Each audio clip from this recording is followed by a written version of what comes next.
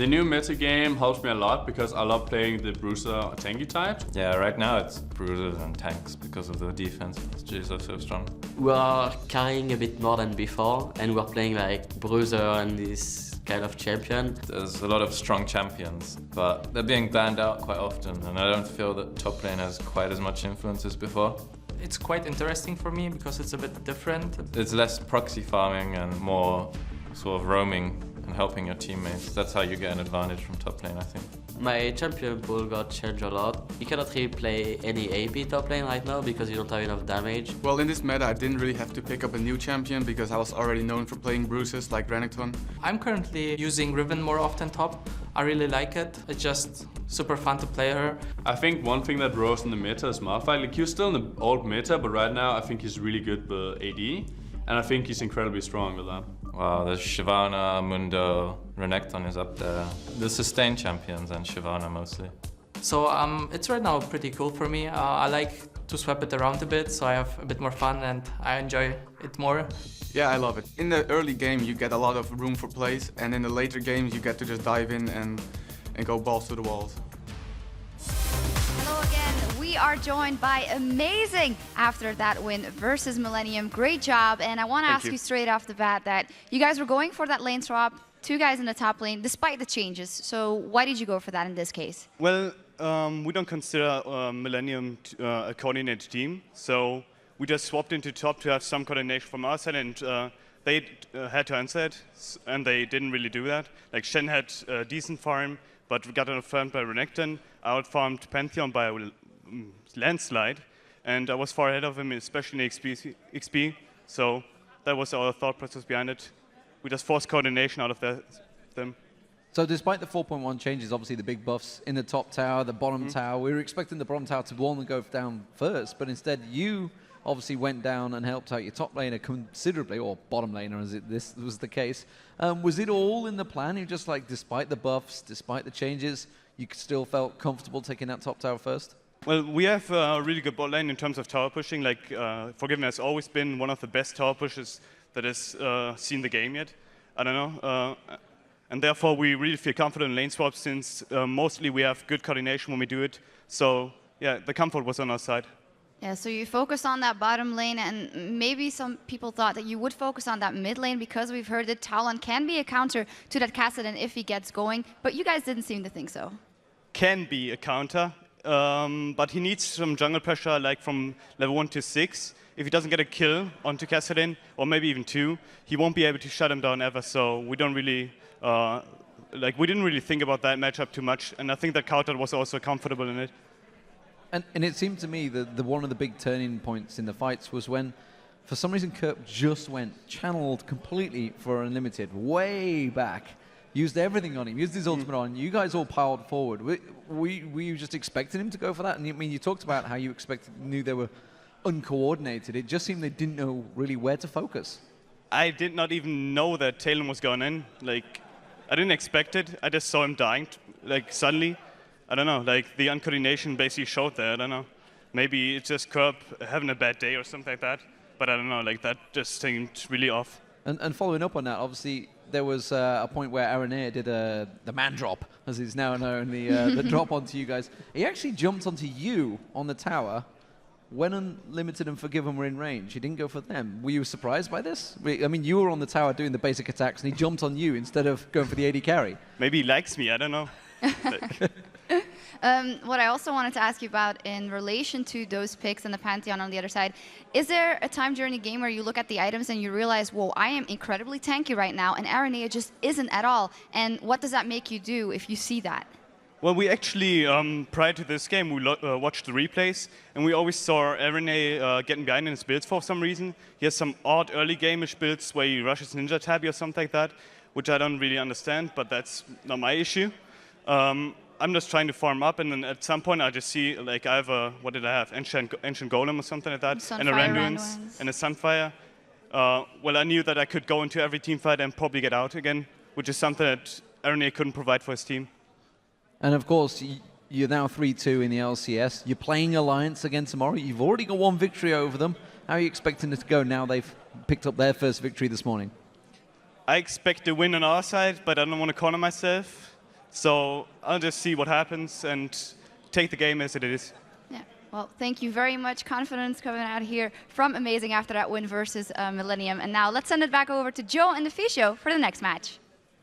Thanks a lot, Shocks. And before we get into our next game, I just want to remind you that immediately after tonight's LCS games, the Challenger Series continues with Ninjas in Pajamas versus SK Gaming Prime. But first, we've got Gambit versus SK Gaming. Now, Gambit are currently 3-for-1 after week 1. They picked up wins versus the Wolves, Millennium, and Super Hot Crew, and their single loss was only in that opening match of the season against Fnatic.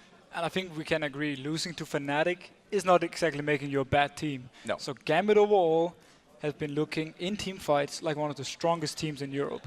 Every time they get off the laning phase, they want to try and force an objective. Could be the Dragon, normally between like the 18-20 minute mark, and then they take the team fight there. If they win it, they will just keep rolling over you. If they lose it, they're going to try and come back and then be ready for the next fight. And that's the great thing about Gambit as well that we've seen from them. They can close out games seemingly faster than everyone else. Their average win is 5 minutes faster than your average length of an LCS game. I mean, that's an incredible statistic to have. I mean, they show that once they've got the lead, they can really use it well. But that's the thing, if you're ahead and you're so good at team fighting, what can the other team actually do? They have to try and maybe split push on you or catch you out, but Gambit is such an experienced team, and with the way they're playing right now, once they get the lead, you're not going to get it back. Well, maybe one of the areas that you can stop that happening is if you focus on the bottom lane. So far, if you look at that bottom lane from Gambit, it's been statistically pretty weak. It's not been looking too good. It could be because of Edward, who's been sick. We don't actually know how he feels today, but if we look at everything for them, the average CS for Genji after 10 minutes is 67. That is the lowest among all AD carries in Europe. And at the same time, the bot lane gives up first blood in 3 out of the 4 games they played. This signals at least some issues. I don't know, it's not the champion picks they have, because that's all. They're fine. The Kennen pick was fine as well.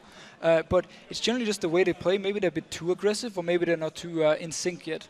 And that's the thing that this patch maybe will lend to other teams playing against Gambit, that we are going to be seeing more 2 versus 2 action. And if they're struggling in that one, well, that could catch them out. One thing, though, that's for me really good to look at Gambit is the fact that they pick around the meta. They're not sticking to your standard champions. Yeah, I really like that as well. And it makes it so hard to prepare a game plan versus Gambit, because you never know what they're going to pick up. We see Darien starting with the whole Warwick trend last week as the first one pretty much in LCS. Nobody expected that. No. Nobody had a plan against it. Nobody knew exactly what he would do. At the same time, the Kennen support, and Edward has already said he has more supports ready. I'm not sure what it's going to be, maybe LeBlanc or something. I'm just hoping he's going to pick something really cool. But all in all, when you're against a team like Gambit, or a team like Rocket, for instance, as well, we never know what they're going to play. You can't really prepare too much. Well, Mordekaiser, we'll just say that. Just one word needs to be said, really. Their opponents in this one, SK Gaming, had a bit of a struggle at the start of the season, going 2 for 2 in our first week, recording wins against the Copenhagen Wolves and Super Hot Crew, but losing out to Fnatic and what have now proven to be a hit-and-miss Millennium team. Now, how can we, kind of use those results to talk about SK Gaming here? Because they're a couple of wins against maybe what you'd say are the weaker teams, but also they've lost to the likes of Millennium, who've themselves not looked so amazing. Well, SK as a team has the issue right now that the early game is not good enough. It mainly boils down to the bot lane having issues. They often fall behind, give up a few kills, which then leads to the enemy team picking up the Dragon and then setting the whole team behind. The solo laners of SK Gaming are doing just fine. This might also be because Svenskeren is putting a lot of focus on helping them with a lot of early game aggressive junglers, and every time he actually managed to do something, especially towards Freddy, he will pretty much carry the game, or try to carry the game. I want to talk about Jesus in the mid lanes. He's got some really impressive stats behind him. Now, he's relied on, very poke-heavy, wave-clearing, safer mid-lane picks, you might call him in there. He also has the record currently for the highest CS in one game versus Millennium. It was a pretty long game on a champion that can farm well, but at the same time, those kind of statistics are what can bring SK back from the verge of a loss to challenging for a win again. Exactly, like the way Jesus is playing and the champions he plays, It means that SK can often delay the game. If they are too far behind to team fight, they can just wave clear, wave clear, wave clear, and at some point they're going to get the items they need. We saw it versus Millennium. They were too far behind though to actually do too much with it, but at least they kept extending the game over and over, and this is what Jess is really good at. He's a great farmer, especially in the early game where he's actually one of the best in Europe. Yeah, I think actually statistically the second best up until 10 minutes at this point. So certainly got that early game farm locked down. Let's check out, though, the two starting teams, kicking it off with Gambit on the blue side. And most of them don't really need any introduction by now. But we are, of course, with Darian in the top lane, Diamond Prox in the jungle, Alexich in the mid lane, and the duo of Genja and Edward. And on the red side, we have SK Gaming with Freddy in the top lane, Svensson in the jungle, Jess is in the mid lane, Candy Panda as the AD carry, and N-Rated on support. And this game's battle in the top lane is going to be our featured matchup of the day. Dr. Darian versus Freddy122. I mean, Dr. Darian has impressed me. I talked about it before the whole day started. He's been playing fantastic, and he's putting so much pressure. Like, the whole meta for him is just perfect. He can split push, he can go into team fight as this big tank, and he can play Warwick. He pulls it out, and it works for Gambit because they like these fights in the mid to late game, where Warwick is very strong at singling out a target, and then everyone can pile on this one and shut it down. So all in all for Darian right here, very impressive performance. And it shows the change, you know, since Worlds that Darian has really stepped up his game, or maybe the game has kind of stepped up to Darian's level. We could say that as well, because he does, as you said, fit into the meta game perfectly. One thing that really shows that for me is the fact that he's actually beating a lot of people on KDA, which is not something we used to see him from Darian. Oh, that is completely new for Darian. He used to just die pretty much 5, 6, 7 times in every game, but right now, due to him having so many picks to choose from as well, he can play Renekton, he can play Shyvana, he can play Warwick. He might even have prepared a Trundle or something completely different. It's going to be very exciting to see. Well, if there's one person that's a troll, it might just be Darian to pull that one out today. His opposite number, though, Freddy122. Now, he's been incredibly important for SK in the comebacks that they've had in their games, because we said it earlier that they've had a few games where they've got off to a sluggish start, where they've been behind, and a couple of occasions managed to pull it back. A couple of occasions they've been too far behind to do anything with it, but when they have been able to pull it back, Freddy's been important in that front. He's been like pretty much the most important member. He played Shyvana in 3 out of his 4 games, and he had a big impact in every single game. When they're behind, they had him split pushing and just constantly, making pressure on the map and trying to take down turrets. Now Shyvana's nerfed though.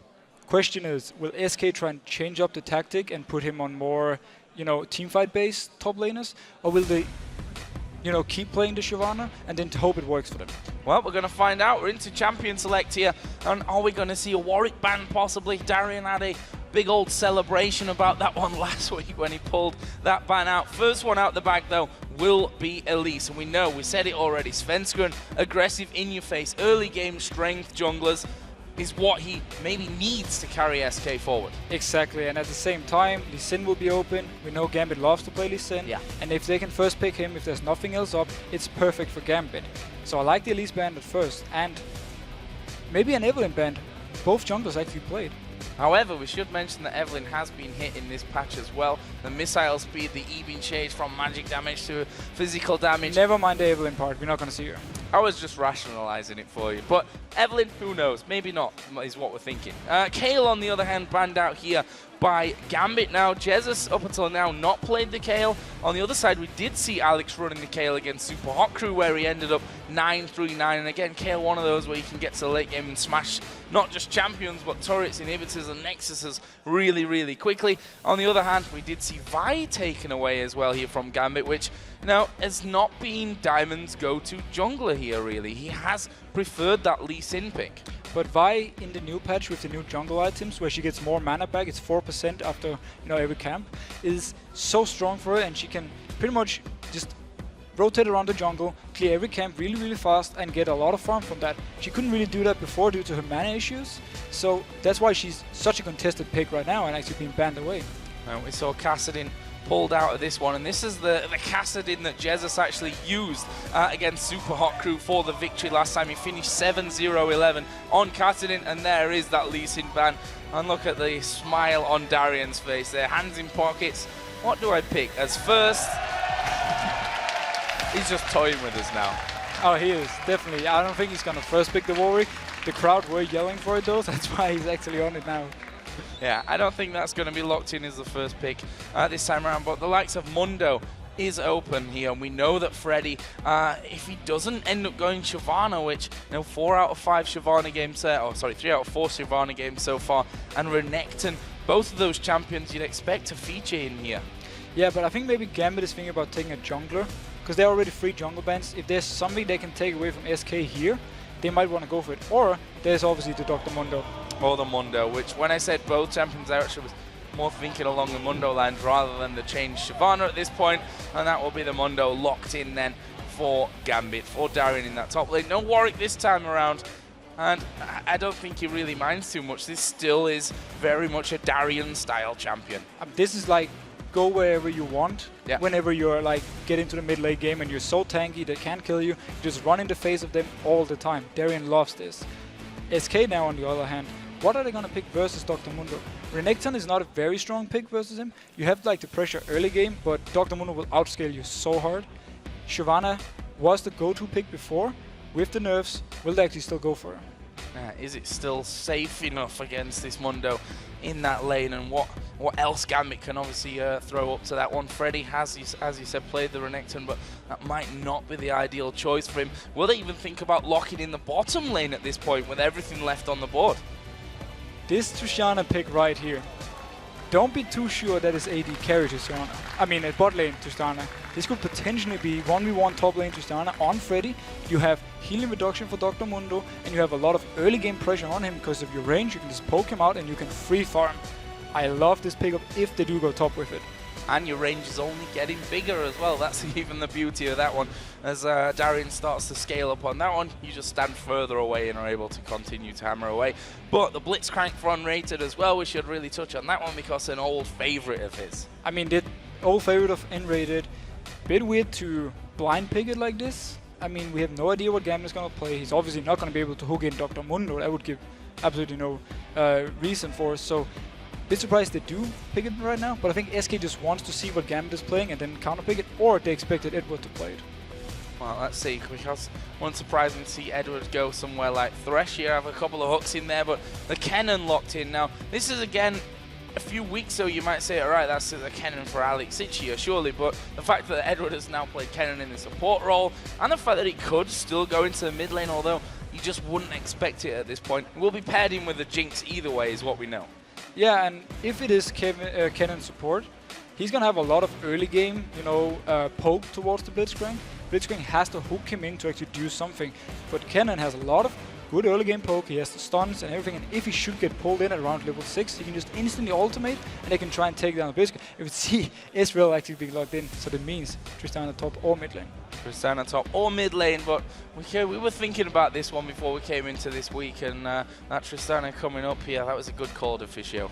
You pretty much nailed that one. Amumu as well, going to be locked in. We talked a little bit about him earlier on in the show, that with the change to those jungle items, that he can sustain a lot better now in the jungle.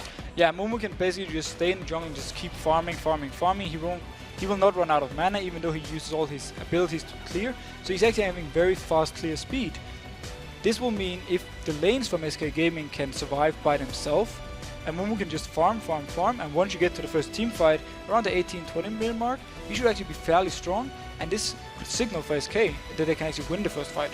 Well, did they ban Kayle here because Alex Sitch wants to go Zed? Yeah, that is a chance. It could also be because you want to go with Blanc, but generally, I think we've just realized right now how strong Kayle is, and you want to take her out. Well, Zed or LeBlanc, but the look on Genji's face there tells me they didn't want maybe to have that LeBlanc in there. Yeah, I don't think that was the reason. Wait, so this has to be now a set jungle with LeBlanc mid. But yeah, I don't think it actually was the plan. I don't think it was a plan either.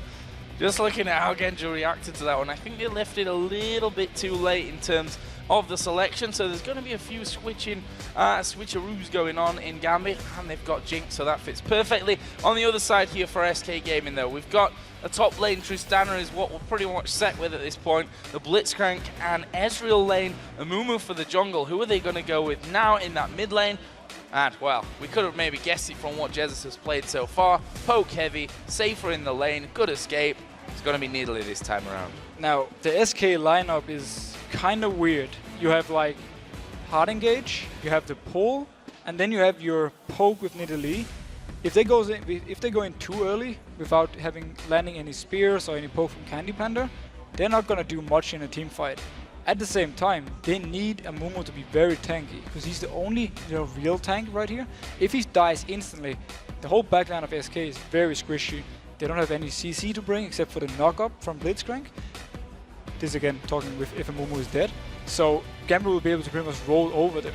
I would be very happy to see though if Diamond does the same as Svensson with his jungle set and simply just farms, and we don't pretty much see anything early game, and then we see two junglers coming out very strong and maybe be able to carry the games. Well, we've got two very mobile teams as well on the other side of things, so this game hoping is going to be a lot of fun. Certainly some interesting picks for us, and as we get underway, let's check out the voting results to see where you guys cast your ballot, and it's a big number, I'm afraid, if you're an SK fan. 89% of you voting here for Gambit. I mean, looking at the lineups, yes, there was maybe the wrong pick from Gambit, but the SK one, I have a hard time seeing it work unless they do everything right. I mean, they have to land the right poke and then engage it. Just like when they have enough poke, they just need to land a hook or the bandage touch from Amumu. If they miss any of these skill shots, they don't really have any engage and they can't start a fight, and Gambit can just run away and then heal and come back. What do we think to jungle Zed here? Because, funnily enough, you played it in a game the other day that I was watching of you. How strong is it? I mean, it's Diamond running a jungle, whatever. So it's obviously got potential if they meant to lock it in the end. But talk to us what you think about that one.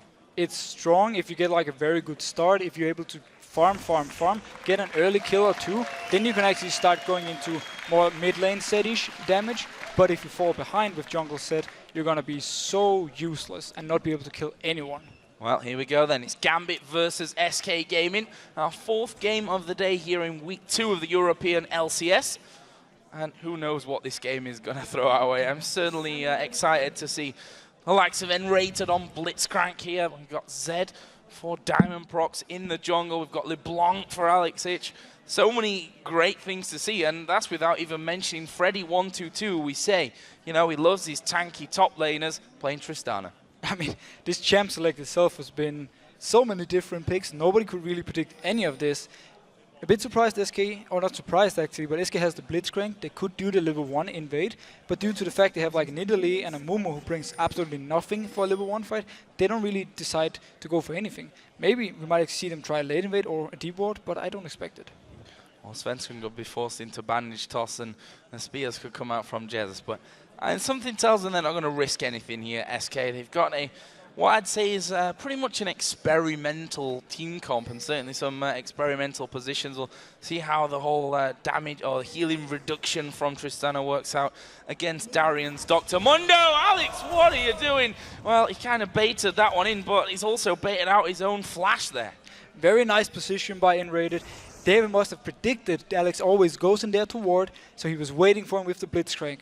We see 2v1 coming in though versus Tristana. I'm very excited to see how that's actually going to work out. Well, we'll see in a second. SK here starting off by their blue buff with Svenska and getting help for Candy Panda. Mistimed his Q a little bit there for that one. That won't matter too much though, as we see Gambit get underway here with the red buff for Diamond. And they're keeping hidden here, Gambit, for as long as they can in this top lane. Yeah, so Freddy, now he spots Edward, so he knows this is a 2v1. If they can manage to zone him away so he doesn't really get any CS, he's going to have a long time till the late game point where Tristana really is strong, and it's going to make the first few teamfights for Gambit a lot easier. So I like this lane swap actually. We'll see how Darian can hold up in this 2v1 lane. Funnily enough, when we saw the swaps earlier on in our last game, it was the top tower that went down first because of some different positional plays and what have you. Diamond actually going up to blue. We can see that Darian already taking big hits. Yeah, and another smart part from Gambit on this is Blitzcrank cannot push turret at all. I mean, if he goes into melee range and Diamond is there, they can punish him instantly. So SK is going to have a hard time pushing the turret, especially if Diamond is there. And if Diamond is there, he can also pick up more farm. He might though go for a very easy dive on a very squishy Tristana in top lane. We can see that they weren't really pushing that lane now, making sure that only the last hits come in there from SK. Freddy 0 CS right now, as is Darian down the bottom. But we first start to see our first roaming Zed play here on Diamond, something that, of course, he loves to do on other champions. He's up on the top side of Jesus, who's actually going to get chained up here. The stun will come down, and they're going to dive straight in onto him, and there's the barrier used. Wow. Nice damage coming out of Gambit right here. The barrier saves Jesus, or at least saves him from not flashing. This does mean, though, they can actually push the bot tower from SK, but they will just push the mid tower instead for Gambit.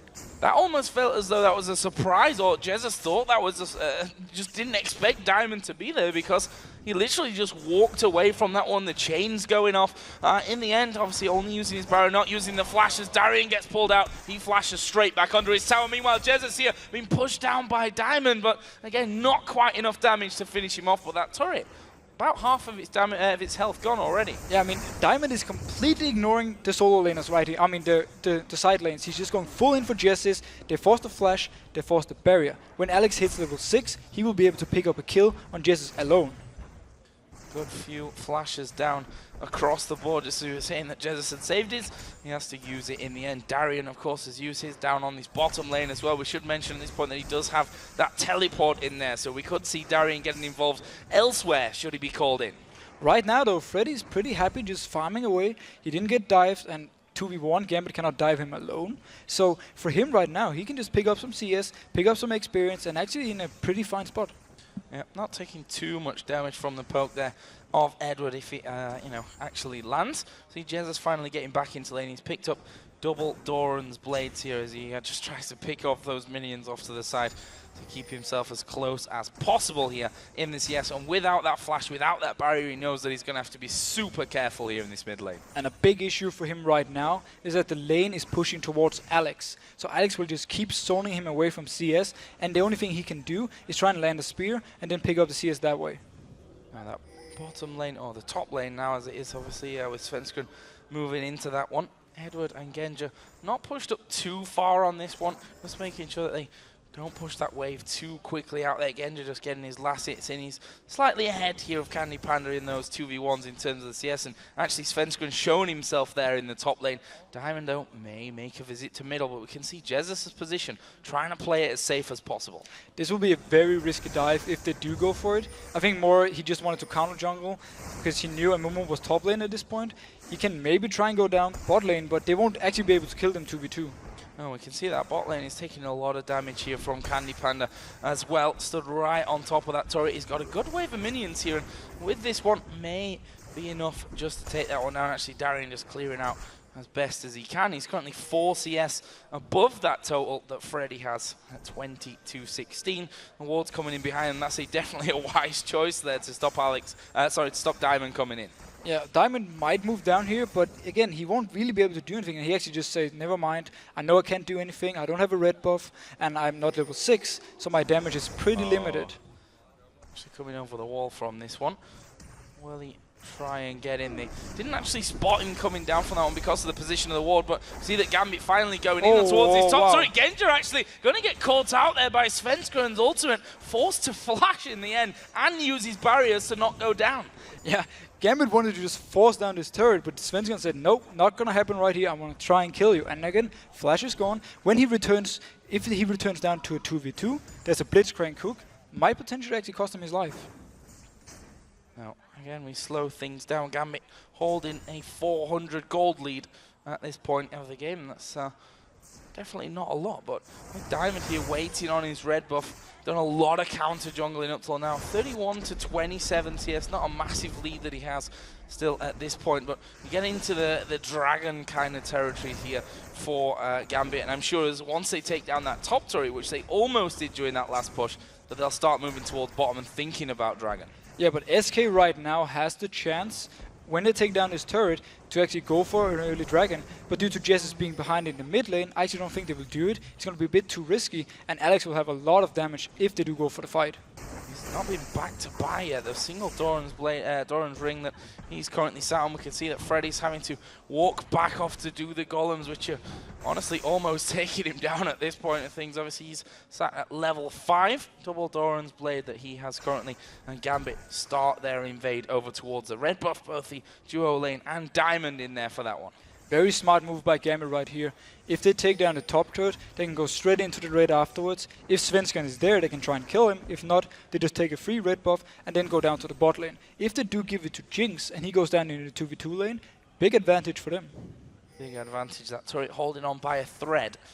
Yeah, 8 minutes and 20 seconds in the game. We can see with that tower going to SK that the gold has normalized here, and Jesus has started to move towards the dragon. In fact, the entire team right now from SK has moved towards the dragon. Only Darian and maybe Alex in range to do anything about this one. And this is pretty much what you get when you delay killing the top turret for so long. It was just, SK was like, okay, they keep delaying. Never mind this, we're just going to go straight for dragon and just take it for people. Smart move by them, and Gambit didn't even try and move for it. However, that red buff that we were talking about is already being invaded upon by Gambit. Will they send Jesus up to try and defend Svensson here in this one? No, they won't. That red buff is going to be picked up by Genja, and they just simply walk on out of the jungle, leaving one small lizard behind just to cause a bit of annoyance for Svensson when he goes around. Now, will Gambit swap down to the bot lane, or will they just stay top? Because there's nothing for them really to go bot for. The dragon is already dead, so it doesn't really matter which lane they're in. It's going to be a bit funny to see how they think of this. If they want to try and force down the bot turret, it has no armor, nothing, so they can actually do it with Diamond coming down and maybe forcing a dive or something. No, Darian, as we've seen that bottom lane, 46 to the 35 CS of Freddy. If we compare the two players from our featured matchup earlier on, got that giant's belt in there right now as Diamond starts to stalk his way down towards that bottom lane. Only really got the slow to get things started off, but the fact that Diamond's level 7 now has that death mark could mean a quick death for either Candy Panda or Unrated. Yeah, this very slow start has benefited Diamond a lot. He's now level 7, he didn't have to do any ganks. He showed the bot like once just to quickly clear out a minion wave, and then he backed off, and then he did the whole thing in mid very early in the game. Ever since that, he just farmed. Now he's level 7, and he can actually start, you know, forcing some things with his ultimate. And 10 minutes in, no first blood yet in this game. That may change though if Fred is not careful about it. He just rocket jumps away to the safety of his minions, and SK starts stacking up here. 4-man stack in that mid lane. Alexic is there, Diamond's there. Are they going to be able to hold this turret? And are they going to be able to stop Blitzcrank pulling one out into the middle of the pack? Edward is coming down though. They might want to fight this. Alex took a big spear in the head though. Will they fight? There is a super mega death rocket to get things started. They pull in Diamond actually. There's the ultimate coming out of Svensson. There's a lot of damage going on to him. There is first blood picked up by Alexic. Can they get any more? There is Alex diving onto Candy Panda. Well, he uses flash to get away, and that will be first blood and a 1-for-0 in the end for Gambit. Great moves right here by Diamond. He forces all the damage onto him, and then he just pops out of the team fight. No kill for SK. On the other hand, Svensson was stuck in the middle of everything. Look at the engage coming in right here. Edward comes in together with the ultimate from Diamond. SK instantly sees Diamond. Look at his shadow. He pops out as soon as he's out of his CC, and then he won't die. Instead, Svensson, he's silenced and he's caught in the middle of everything. You're dead. Really nicely closed in by Gambit. And we talk about that special 20-minute mark where they seem to always find themselves fighting in there 5 versus 5, whether that's for the dragon or some other objective, and from there things really get rolling for the Russian side. But this time around, 11:40, a slower start to the game than we've maybe become used to here. But a very calculated start nonetheless, as Freddy just spots that ward going down, and with that also sees Genja doing the golem. So he knows that there's at least the AD carry coming in there. We can see that Diamond has started to move down as well towards that bottom lane, but with the Tristan and rocket jump, decently safe. Yeah, safe enough. At least he has his flash as well, if it should be needed. But look at the overall farm in this game. Gambit is actually winning pretty much every lane. We touched on this with SK being weak in the early game. Right now, Gambit, if they get one more team fight, or a big team fight, and they win this, they can actually just snowball the game from there. 500 gold lead is what they hold. Freddy again having to back out a lane and take things away from the jungle. Let's have a look down some items now that we've got another bit of a quiet period. Alexic got himself that Fiendish Codex in there. Actually, funnily enough, Jesus has not really spent up. He must be sat on a decent amount of gold at this point. I think about 2,500 gold actually that he has. He's going to lose his turret here though to Alex. Yeah, I mean, this was a matter of time after the whole thing Diamond did in the early game. Pressured him down, they got a lot of hits on the turret, and Alex has had full control of the lane so far. What I'm looking more at is actually Tristana, who's going to go for an early Blade of the Rune King, simply to try and split push and win the 1v1 versus Mundo. Now, Svenskeren here just making sure that his side of the jungle is fully warded. That's how scared I think a lot of junglers are of Diamond, but he may walk into a bit of a trap here, but realizing, you know, he's Zed, he can just jump straight back on out. Svenskeren's bandage sauce didn't quite have the range to get in. Alex actually pushed quite far up on the mid lane. They might try and fight for this blue buff, actually. There are 3 men there for SK Gaming, and there is a diving Alex Ich. Didn't quite get it. Svenskeren had to smite it, though. He had to smite it. Smart move right here. They force the blue buff away from Jessis. They love to do this, and this means now Jessis is going to have an even harder time versus the blue buff LeBlanc that he's going to pick up later on. They had to teleport, though, on Darien, so they could have gone for a fight, but they didn't really need it right now. I think they just want Darien to farm up, get some items, and then once we start seeing, you know, the dragon fights, he's going to be this big tanky Darien we know. No, Mondo now got that Sunfire cape in there, and that's where Darien will start to feel a lot more comfortable once he can start pushing these waves out and maybe joining Diamond in just running amok in the enemy jungle. And whilst they didn't secure that blue buff, as we said, it kept away from nearly. Is Edward actually going to get pulled in from this one? But he thought about turning that one around there. Just popping a lightning rush, and in Alex the end, SK can't push in yet. Alex actually coming around the side from this one. Enrated going to be the target as the chains go down. Diamond coming in from the side. Deathmark is down, but it won't be needed as Genja picks up a kill. Great roam by Alex right here. He has full control. He can do whatever he wants on the map. Jessis can't do anything. He's going to try and push down the mid turret, but he doesn't really have too much damage to give it, and Gambit can go in, defend it. It's a great move right here, though. That's Jessis pushing back on that middle turret, and we can see that Diamond and Genja have started to move away from that bottom lane. They left Edward's Kennen there to actually do the damage to the turret, and as they see Nidalee back off, they may just go back in. Does Diamond fancy his chances there at having a go on towards Candy Panda? Edward actually going to pop his ultimate, and the damage just not quite there. Candy Panda got out of range of him. It left Edward low. Diamond at half health, and Gambit forced to back away. Candy Panda 1 versus 2 saying, you can't bully me out that easy. No ultimate on Diamond, and he really needs it. Every time he wants to go for a kill, he needs it. Very risky dragon started from Gambit because there's no ultimate again on Diamond. He won't really be able to do much in a team fight.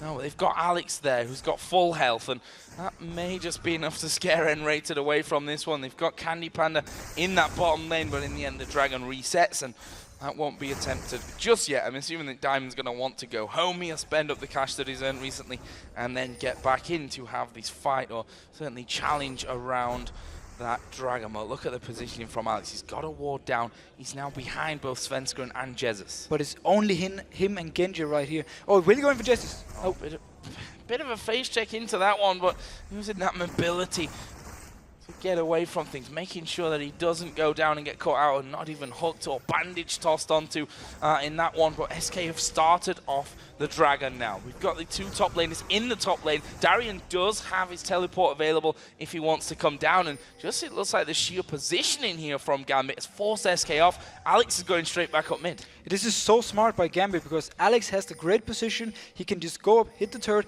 go back, go up again. So Gambit right now is just playing SK around, and he just wanted to stop and stall the Baron. And if you notice just right here, teleport is up on Darien. He can come down and join if needed. Genja actually just started off the dragon himself. That pulled SK back down towards it. And is that pink ward in position? And it is going to be SK taking that one out. They've managed to pull in Alex. The knockup comes before he could properly get away, but he did get away just in the end there. The true shot barrage comes through, but that won't be enough to finish off. But that leaves Alex Ich now at very low HP as the dragon is started by SK. Now 2 ultimates down from SK. Otherwise they have to advantage. Darien coming in with teleport. Yeah, Genja just completely pulling him out of position there. Svenskeren going to be focused on. Deathmark going to pop. He puts down Curse of the Sad Mummy, but that is not enough to keep him alive. And that is Gambit just bullying their way into the dragon, getting a kill, and surely the dragon as well. The Jinx execute damage from her ultimate, destroyed Svenskeren right here. But in the top lane, if he takes down this turret, it's actually a fan of trade for SK Gaming. Freddy is hammering away on that one. He's not got many minions left there with him, but I think he does have the damage this wave to get rid of that one completely. And in fact, he says, you know what, I'm going to have to tank it up a couple of times, but that'll be fine enough. And that leaves SK now tied on the turrets. 3 behind in kills. Let's have a look at that play again down by Dragon. It's pretty much again, Svenskeren is being left. He has to flash it, but at this point he's slowed. Dr. Mundo lands his cleaver. He can't really get away, and we see the execute damage from Jinx coming in. Great pick up there. And just showing Gambit so patient whilst we we say so often, you know, Darian, he kind of runs around doing what he wants, and Diamond spends more time in the enemy jungle than his own. When it comes to actually being coordinated, there's not many, if any, teams that are better than Gambit at that. No, but they're playing so aggressive on the map. I mean, Alex constantly roams around behind the enemy lines. Oh, that is a spear that hurts. That is a spear that hurts. Full range from that one. Athene's Unholy Grail is all, along with those 2 Doran's rings that Jesus has right now. He's still 20 CS behind. It looks like they might want to try and finish off finally this mid turret. They already did a lot of damage to it early on. Edward, though, on the little cannon, just forcing them straight out of there, saying, no, that's not going to happen. And look at this, Darian coming down from seemingly out of nowhere. He's going to get right on top of them. Here comes Edward. There is Alex Ich as well, and rated down below half health, and he's not going to escape from this one. He backs away towards Gambit to make sure the rest of his team can get away. But another 1-for-0 catching out of position kill from Gambit. Yeah, every time SK tries to do something, Gambit comes in, picks up a kill, and then goes back to just farming, or, you know, right here, they might actually try and force the blue buff, but so far, SK, they don't really lose the fights that hard. It's just 1 kill, but for Gambit, they just keep extending the lead. And Edward just goes back there to drop a ward into the tri-bush before he scoops on out of things, and then he scans up on the other side. Okay, that's free 30 gold for me, and let's see if I can have a go at stealing your blue buff from range. Not this time, though. Jesus actually got that one, and Svenskeren not forced to actually smite that one up this time as he was with that previous spawning. Now, we have seen, though, a few times Alex being caught out by either a hook or the spear from Jesus. So there are some, you know, points where SK can actually do the engages, but every time it happens, they're not really in a position to do anything with it. So far, Gambit has survived it, but it could actually end up costing more for Gambit. And we see Alex again behind the enemy lines. Yeah, Deathfire Grasp is what he has, and he knows that, well, Freddy's obviously going to be the easier target, or is he? Goes straight in on towards Svenskeren, and the chain's not going to quite prop, but the rest of the team coming in from this one. Freddy now finds himself up against 2 men, plus the clone of Alex. Picks the right target, actually, but the death mark on him, that's not going to be enough damage to get the kill. But they came here for that red buff, did Gambit, and they are going to take it away. Diamond took a spear as well to the face as he walked out. Well, that will be a 1-for-0 in the end. SK's first kill of the game. Yeah, but this time it was SK picking up the kill when Gambit tried to do a move. Alex wanted to burst down Svenskeren. He couldn't kill him right away, so Svenskeren managed to get out, and instead Freddy man mode jumped into 2 people and picked up the kill once he knew which one was Alex and which one was the clone. Always good to have the right one when you're going to throw your ultimate in it. That's going to be a little bit embarrassing sometimes if you pick the wrong one. Down in the bottom, Genja and Candy Panda. Actually, Genja having the advantage at this stage. A 20 CS or so lead, and he got a level on Candy Panda as well. You see that 7,400 to the 6-7 of what Candy Panda has taken in gold overall throughout this game. If you look down some of the items as well, some more starting to come in there. The Trinity Force with the Vamp Scepter in for Candy Panda. The Bloodthirster Zeal combo down for Genja. Yeah, the Trinity Force means, at least for his case side right here, Candy Panda versus Darian. He's not going to be able to kill Darian at all. So if there's a big team fight and Darian gets into the face of Candy Panda, he's going to remove him completely from the fight. At the same time, with all the burst damage Gambit has on the 4 other champions, even the cannon support right here, I'm not sure Svenskeren is going to be able to stay alive for long enough for SK to actually win the fight. Diamond, we should touch on his items as well. Picking up that Zed, we're still not quite sure if that was meant to happen, whether they were supposed to pick the LeBlanc and the Zed, and the reaction from Genja in Champions League said that maybe that wasn't quite so planned and they left it too late. He has a Brutalizer Hex Drinker in there as well now. Yeah, right now the pick is actually working for Gambit because this game is so slow. I mean, he was never forced to do anything. He could just farm. You see him, he has 112 CS already. He has 1 kill as well and an assist. So he's actually having pretty much the perfect early game for him.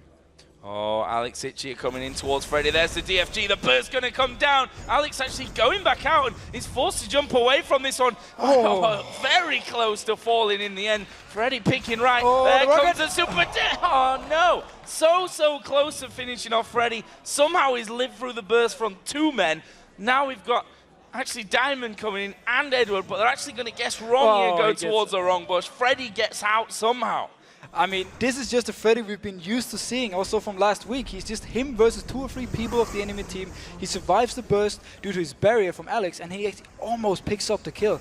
And even the rocket, because he could lifesteal on the minions, he didn't die.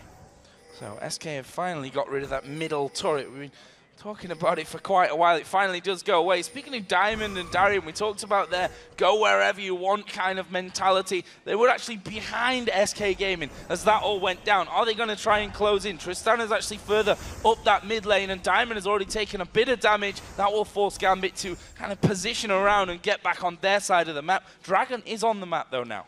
Dragon is on the map. There's pretty much all ultimates are ready for this, except for Alex's right now, but it's going to go up in a very short time. Will SK try and fight for this? Darian just playing the tanky front line, and by the time the rest of SK come in, that Dragon has already gone down. Edward actually moving forward. Are they going to go for it? Darian has popped his ultimate now, charging in there. It's Svenskeren that they're focused on. There's the pull on towards Edward. He takes his ultimate instantly from that. Knocked back though by Tristana. Where's the damage coming down here towards Enrated? Genja still full HP, tries to land the zap, which doesn't, so it flashes in, picks up the kill at Enrated. That's going to get him the movement speed going in. Alex gets himself another one. Genja's going in all on his own here. Finally, the rest of the team come around. Genja pays the price, but that's a 3-for-1 for Gambit. And Freddy actually saved Edward. He ultimated him, so he was not. Oh, come in. No, it's Mondo. It's Mondo. It's Darian as well. But Edward actually got shot out of the whole team fight, and that meant that he didn't die, and there was no reset or anything for Freddy, and they didn't manage to pick up anything from it, and instead Gambit could just start picking up the kills, and once Jinx gets the first kill, her passive procs, she can just keep chasing. Genja did maybe go a little bit too aggressive in the tower, but they managed to pick up 2 more kills. Yeah, and this game has been a strange one, I think. It's not what we used to see. You know, it doesn't follow the strict Gambit guidelines of how a game really goes down. We've seen very much picks, although you know the champions like Zed and LeBlanc really add to that. That's what they've got in their team comp to actually work with. And we're now 25 minutes into this one. That was the first real big impact team fight for Gambit. I mean, so far, the lineup from SK has been really good at disengaging. So every time there was a fight they didn't really want to take, they could just get out, and Gambit could just pick up Svenskeren, who's like the guy left alone. He doesn't really have anything to get out with. Everyone else has the jumps or the speed boost from Enrated himself. So SK has just been saying, you get this objective, we don't want to fight, okay, you get a kill, fair enough, we're just going to keep extending the game, it's okay for us. It does mean, though, that Gambit is in a great position, and as we saw in this team fight, even though they were split out when it started and Edward got hooked in, they actually still won the fight. Well, while we've got this pause going on, let's take a look back at that last team fight here that Gambit came out so nicely on top of, to be honest with you. Yeah, so we see actually the Gambit guys. But we see the team fight right here coming in. Now it's on my screen as well. We see the hook coming in, and instantly as the hook comes in on Edward, he actually gets shot out, and there's nothing, you know, SK can do to try and kill him. And at this point, they have used everything on the support, and now Darian is there, and Genji is there untouched. He flashes in, gets the reset, get his passive proc, and he can actually go in for, you know, more kills. He really goes deep though, because Diamond is probably calling go, go, go, as he has his ultimate, and Genji is just full man-moding in. He will die for it, but they do pick up a kill. Yeah, and a crazy one again. Gambit going deeper and deeper and deeper, as you said, Genji. Maybe just a little bit too far into that one. But this pause hopefully will be rectified here in just a couple of moments, and we can get this one back underway. Just to kind of recap where we are, a 5,000 gold lead, which I think I've said that quite a few times over and over, because that lead has seemingly stayed around that level for quite a while now. It's pretty much been the story of the game. SK try to do things, Gambit comes in, stops it, and then picks up a kill in return. And then, you know, nothing really comes from it, except Gambit just keeps extending their lead slowly. For SK to get back in this game now, though, we need some great spears, and we need some great hooks from Enrated, and have to not shoot out the target before it's actually dead. Well, those spears are only going to be getting stronger here for Jesus as he farms up, and I feel like he's had that themes for a long while without adding too much on top of it as well. And actually right now, after getting the blue buff, he's just going to be headed home, so I'm assuming going to be spending up whatever pot of cash he's got saved from that last one, and it will be a needlessly large rod and a blasting wand as well. Now, on Candy Panda, he's also going for the Blade of the Rune King. If they get 2 of those, they will actually do a lot of damage on Darien when he runs into the face, and it will also help them survive the burst on both LeBlanc and Zed if they manage to activate it while the whole burst thing is going on. So I like the pickup, and once they complete it, it will actually going to be funny to see if Darien will die rather fast or if he's just still going to tank everything. And Darien just got bored there of trying to finish off the minions and just decides, you know what, I'm just going to push straight in and take down that turret, which, now we've had the changes. The bottom towers are weaker at this point as Enrated hooks out. TP coming in. Trying to get Diamond, and we do have the TP. We also have Kennen on the top side of this one. Are SK going to be able to avoid this big fight that's coming their way from Gambit? They've got vision there with that ward, but Gambit are trying to head them off on the top side. They're going to spot Jesus. Darien gets hit with the spear and losing that much health straight away from the tank. Gambit back off. Once again, due to the mobility in SK Gaming, they can back out. Whenever Gambit wants to fight, SK is like, nope, we don't want to take this fight, we're just going to back everyone together, 5 men. They stop chasing from Gambit's side, and then nothing happens. Oh, Hook coming in! Oh, they've got Diamond in there. Is he going to go down? He does get his death mark off, but it's onto Enrated. The damage not going to be too huge. Darien has to pop his ulti, but SK might try and charge in for this one. Alex was just waiting off to the side, as was Genjun. That's a pick-up, just a pick-off kill, really, again from SK. But this is what SK need. Every time they can land a hook, get a kill, they claw themselves back into the game. Yeah, sure, they're 5k behind, but you won't be able to survive this hook unless you're actually Dr. Mundo. Well, Alex here is doing his blue buff. As he scans, he realizes that it's actually in full vision right now of the SK team. They've just cleared out the pink ward that was there before. The blue buff has gone to reset, nice. And it gets hooked over the top of the wall. And SK say, thank you very much for the blue. Yeah, SK Gaming has both the Blitzcrank and the Nidalee to try and steal the blue buff. So wisely enough by Alex, he did scan it for the ward, but it was too late. And as soon as he started it, SK moved and they just took it. So things gonna slow down here again for a second.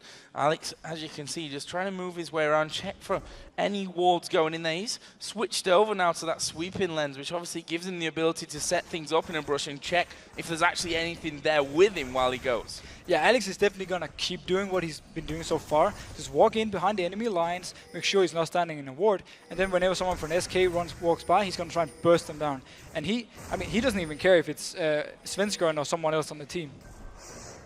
Diamond there, just getting his shadow down before he puts the warning so that he can dash straight back off to it. We've got actually this dragon coming up in just less than 2 minutes time, which, you know, now more than ever, obviously those gold bonuses that build up over time means that dragon in a game where the gold is at 5,000 used to be not a huge amount, and that's certainly increased, but a dragon at this point certainly helps bring it back. I mean, if SK managed to pick it up and a few kills with it, this game is completely even. But I just noticed one thing. I've never seen a support with 71 CS by 28 minutes. Right now, Edward is running around the map. He's picking up farm wherever he can. I have seen Genji leave the farm for him, actually, because he wants to get these few items on Kennen so he can really start doing something in team fights. Well, and he's certainly getting there as well. Haunting guys already in. Well, looks like the start of the Crystal Scepter as well, with the Giant's Belt and the Amp Tome as well. And we can see that Darien seems to be pretty committed to causing a lot of disruption on this top side there, as we do see Svenskeren actually smiting away the Wraith. They're going on towards Freddy, and half health just gone straight away, just like that. In the mid lane, actually, LeBlanc is taking a lot of damage there. Is the Mimic coming out? They pick the right target. Can they get the last hit? Alex, no, is still alive. Oh. True Shot Barrage dodged away from, and there's the clone again, hit by the spear. That gets them out. The hook actually not landing there onto Kennen. The top turret did fall in the meantime, but SK are closing in. But there is Edward turning it around. Jezza's going to be blown to pieces, and Rated not got much health left either. And now Alex is pushing in on the top side. That's a double kill for Genja. They're going to get another one here, and that right there is 3 for nothing, and it's not over yet. And Rated's going to fall. That's a kill for Edward. Genja's assist means he can chase after Candy Panda. The zap doesn't land though, and Candy Panda finds himself last man alive. That looked like it was going to go horribly wrong for Gambit, and they got 4 kills and no one died. The fact that Alex managed to survive the gank on him meant that the whole Gambit team could then turn around and then go down towards SK. We saw both Edward, Genja and Diamond jumping on Enrated and Svenskeren, or was it Jessis, in the jungle and just picking up the kill. But Alex should have died. Definitely should have died in this one. He dodged the ultimate beautifully though, and that meant that now Gambit can do pretty much whatever they want, and it was a beautiful team fight all around. This one now, they've started off the Baron. There is full vision. They are spotted right now by the ward. Can they get in though? Alex is bullying them at the front. There goes the true shot barrage across. That's only really going to help them out, and it will be finished off there with a smite of Diamond. Baron going the way of Gambit. But this risky play from Gambit, it works out in this game, but they could also have gone horribly wrong, especially now if Alex actually had that. Oh, he will burst. Straight on towards Freddy, and not quite enough damage just yet there from Alex. And missing the chains anyway coming out. That could have changed things as Jesus did just get his blue buff before Gambit swooped on this bottom side of the map. So they're going to get the Baron. Picked up 4 kills in that last fight just before the Baron kill. And they get the Dragon as well. All of a sudden, the gold's at 10,000. Yeah, I mean, huge lead right now for Gambit, but SK has actually been doing the right things. They try to punish Gambit every time they went into risky positions. They try to gank Alex right here in the mid lane, but Gambit has always been one step ahead, and then always like, a bit ahead in gold, a bit stronger in the team fights, so they could just punish them whenever SK didn't manage to pick up the kill. And SK have got a couple of different options here as well. They can poke right back with the Nidalee, with the Ezreal. They can grab some on him with Blitzcrank as well, but you've got to hit the skill shots here. That is the important thing. And they've got Diamond now pushing up that mid lane all alone. And Diamond is level 16, so if they send someone to try and stop him, he will win the 1v1. This is where Zed is really, really strong. And when there's no tank, except for the Mumu, who obviously cannot stop the Zed, there's nothing SK can actually do against him. And then right now not sending anyone there. Actually, Ezreal did come down. Candy Panda going to be too late to that party though, as Edward just speeds in and out, dodging the damage from that spear. And Candy Panda certainly can't face off against Diamond at this stage. Although we'll be able to arcane shift away. But there is Alex diving into the middle, and Freddy again. About a quarter of his health remaining. Darian just getting into the front line here, just making sure that they hit him, that he takes all the damage. That'll be enough for Gambit, and they pick up that inner turret. Yeah, the siege tactic for Gambit is not just wait for the minion wave, hit the turret. No, it is Alex jumping into the face, getting someone low, and then the rest goes in and hits the turret when SK is too low to actually fight. Very nice. And again, Diamond is going to be such a pain for SK to deal with. And we can see that Diamond right now on top of the red buff. He secures that one, and he's going to go in towards Candy Panda. There's the spear. A split-second flash will get him over the wall, and he's back towards his shadow. He's not going to be easy to track down. The spear not got the range. Svenskun comes in, gets the ulti off on towards Diamond, and he's finished off by Jesus. He almost managed to escape, but there was nothing more to do. And meanwhile, Kenya was pushing the bot turret. He had 3 people coming to kill Diamond. He almost got away. I actually think if he didn't go in for or try to kill on Candy Panda, he could have gone away pretty safely. But he thought there was, less people from SK, and he could actually pick up a kill. And all that time away with 3 men chasing down Diamond allowed the damage for Genja down bottom as well. Always a welcome sign. Genja actually now 4-1-5 Infinity Edge on top of that Bloodthirster and the Zeal. And well, he just keeps going with the items. Round 2 right here. There's Barry and Freddy. Oh, he's going in. This time he's not getting away. Alex is not going to miss a point-blank set of shots. And the ward was there as well. So pretty much an easy pickup from Alex. He's done that consistently throughout the game as Edward going to get caught out here by Candy Panda. He actually turns the damage around. And this is a support against the AD carry. Edward going low. He's going to fall. No, he actually got the kill before falling from that one. That was Edward's killing spree that Candy Panda just shut down. That's the support, folks. That is the support, but this is why you give so much farm to Edward. He will be able to carry the game, and Svenskun going in, he might die. Yeah, I think that's going to be a grave mistake for them. Alex picks up that kill. It allows them to charge on forward towards Jesus. Cleaver actually lands Darian's between both turrets. There's the execute from the Super Mega Death Rocket, and Jesus forced right back onto the base. Are they going to have enough damage here to keep going? They're waiting for the minions to actually come up, or for the big minion Darian to actually tank up that turret, or are they? They turn around, go for Freddy, who's lost half of his health already. Jesus is off to the side. Finally, the minions come up mid. Diamond's going to hammer away. This is an inhib turret, and Genja wants the bottom one as well. But this has not been a fun game for Svenskun. Every time he goes in, he just dies. Every single time so far. Darren goes onto him, puts a cleaver in his face, and then you just slowly kill him now. And Alex, he's just jumping around everywhere. We have 2 inhibitors down. Gambit, statistically in this kind of position, do not waste time in finishing games, although that spear there on towards Alex Hitch might slow them down somewhat. Darian has a half HP. They actually pull him into that one. He flashes away from it. Ultimate use actually, and that's because Diamond's in there as well. There's a lot of damage coming down here. Alex Hitch is going to fall. They can clean up this one. Darian gets knocked in the air, but he's regenning like an absolute beast. bandage toss not got the range on it, and Darian is almost at full health again as he turns around on the steps. Diamond got away. It's a 1-for-1 there. They stopped him pushing in any further, which is what they were looking for. Darian and Diamond almost died this time, but they managed to get out. Edward wasn't even there for the fight. Yet Gambit just stayed in the base and just, danced around. Will this be, if he actually goes for this one again and wins it, this is going to be the best support player I've seen in a long time. And also not the best days of Candy Panda. That's not what you want to see after spending all that time farming against him as a support and then end up 1v1 and both of you dying out to that one. But that just shows that Edward, we had the call. Alex Hitch said, I wanted Edward to play a support that's got damage. And, well, if that's not a support with damage, then I don't know what is. But I think we can agree, if your support can solo your AD carry, or at least go 1-for-1 versus him, it's not looking too good for your team overall.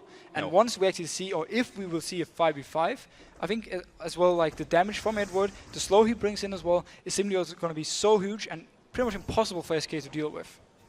I see an extra blasting one now picked up for Edward, so he's not wasting any time in getting even more damage down. Darian, we should point out his build as well, because it just doesn't really get much tankier than what he's got there, with the Warmogs in there, the Randuin, Sunfire Cape, Spirit Visage. We saw actually here Alex getting hooked in, and this time they'll finish him off, and Alex trying to pick someone out. SK will be happy to take him and maybe slow what Gambit's push can be. And now SK has to try and force the fight. There's no ultimate on a Mumu, but they have to try. It's 5v4, and this is the chance for them to actually come back. Are they going to try and chase them down? Darian keeps the cleavers coming, keeps regenning. 20 health per tick that he's getting from that one. You just can't really do enough damage to him right now. Even if you blast him down with the spear, he regens it straight back up. They need Freddy basically to stop that happening with the health regen reduction. I mean, we saw in the last team fight they almost took down Darian, but it took a lot of time for them, had to invest a lot of damage in it. Meanwhile, though, look at Diamond just pushing. Yeah, they kind of forgot about this bottom lane. Diamond going up there. He's got that Guardian Angel in now as Candy Panda throws out his ultimate. The rest of Gambit here pushing that top lane. Don't forget, Alex Hitch is dead at this point. This is 4-on-5 at this stage of the game. We see Genja actually went low. I think he caught a spear actually from that one. And now Diamond starts to move up towards this top side. Darian continues.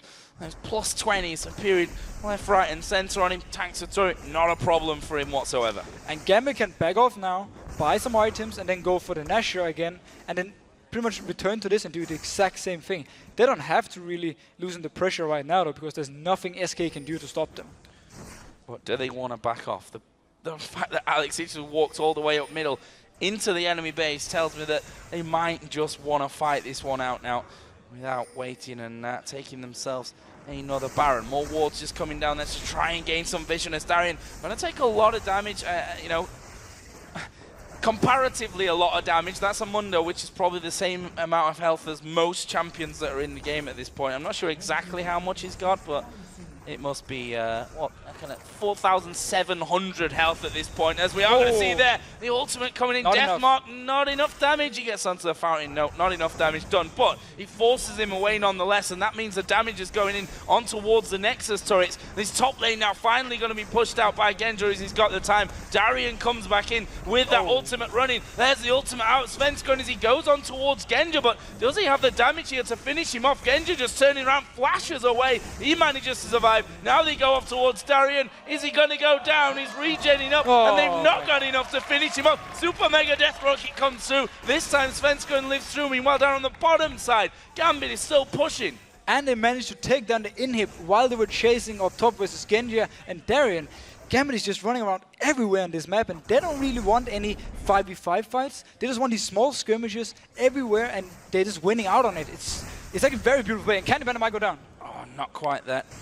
DFG used a little bit earlier on the bottom side of the map. Diamond's Guardian Angel is still available. The Baron is on the map right now, and they could quite happily go back and take it in not much time whatsoever.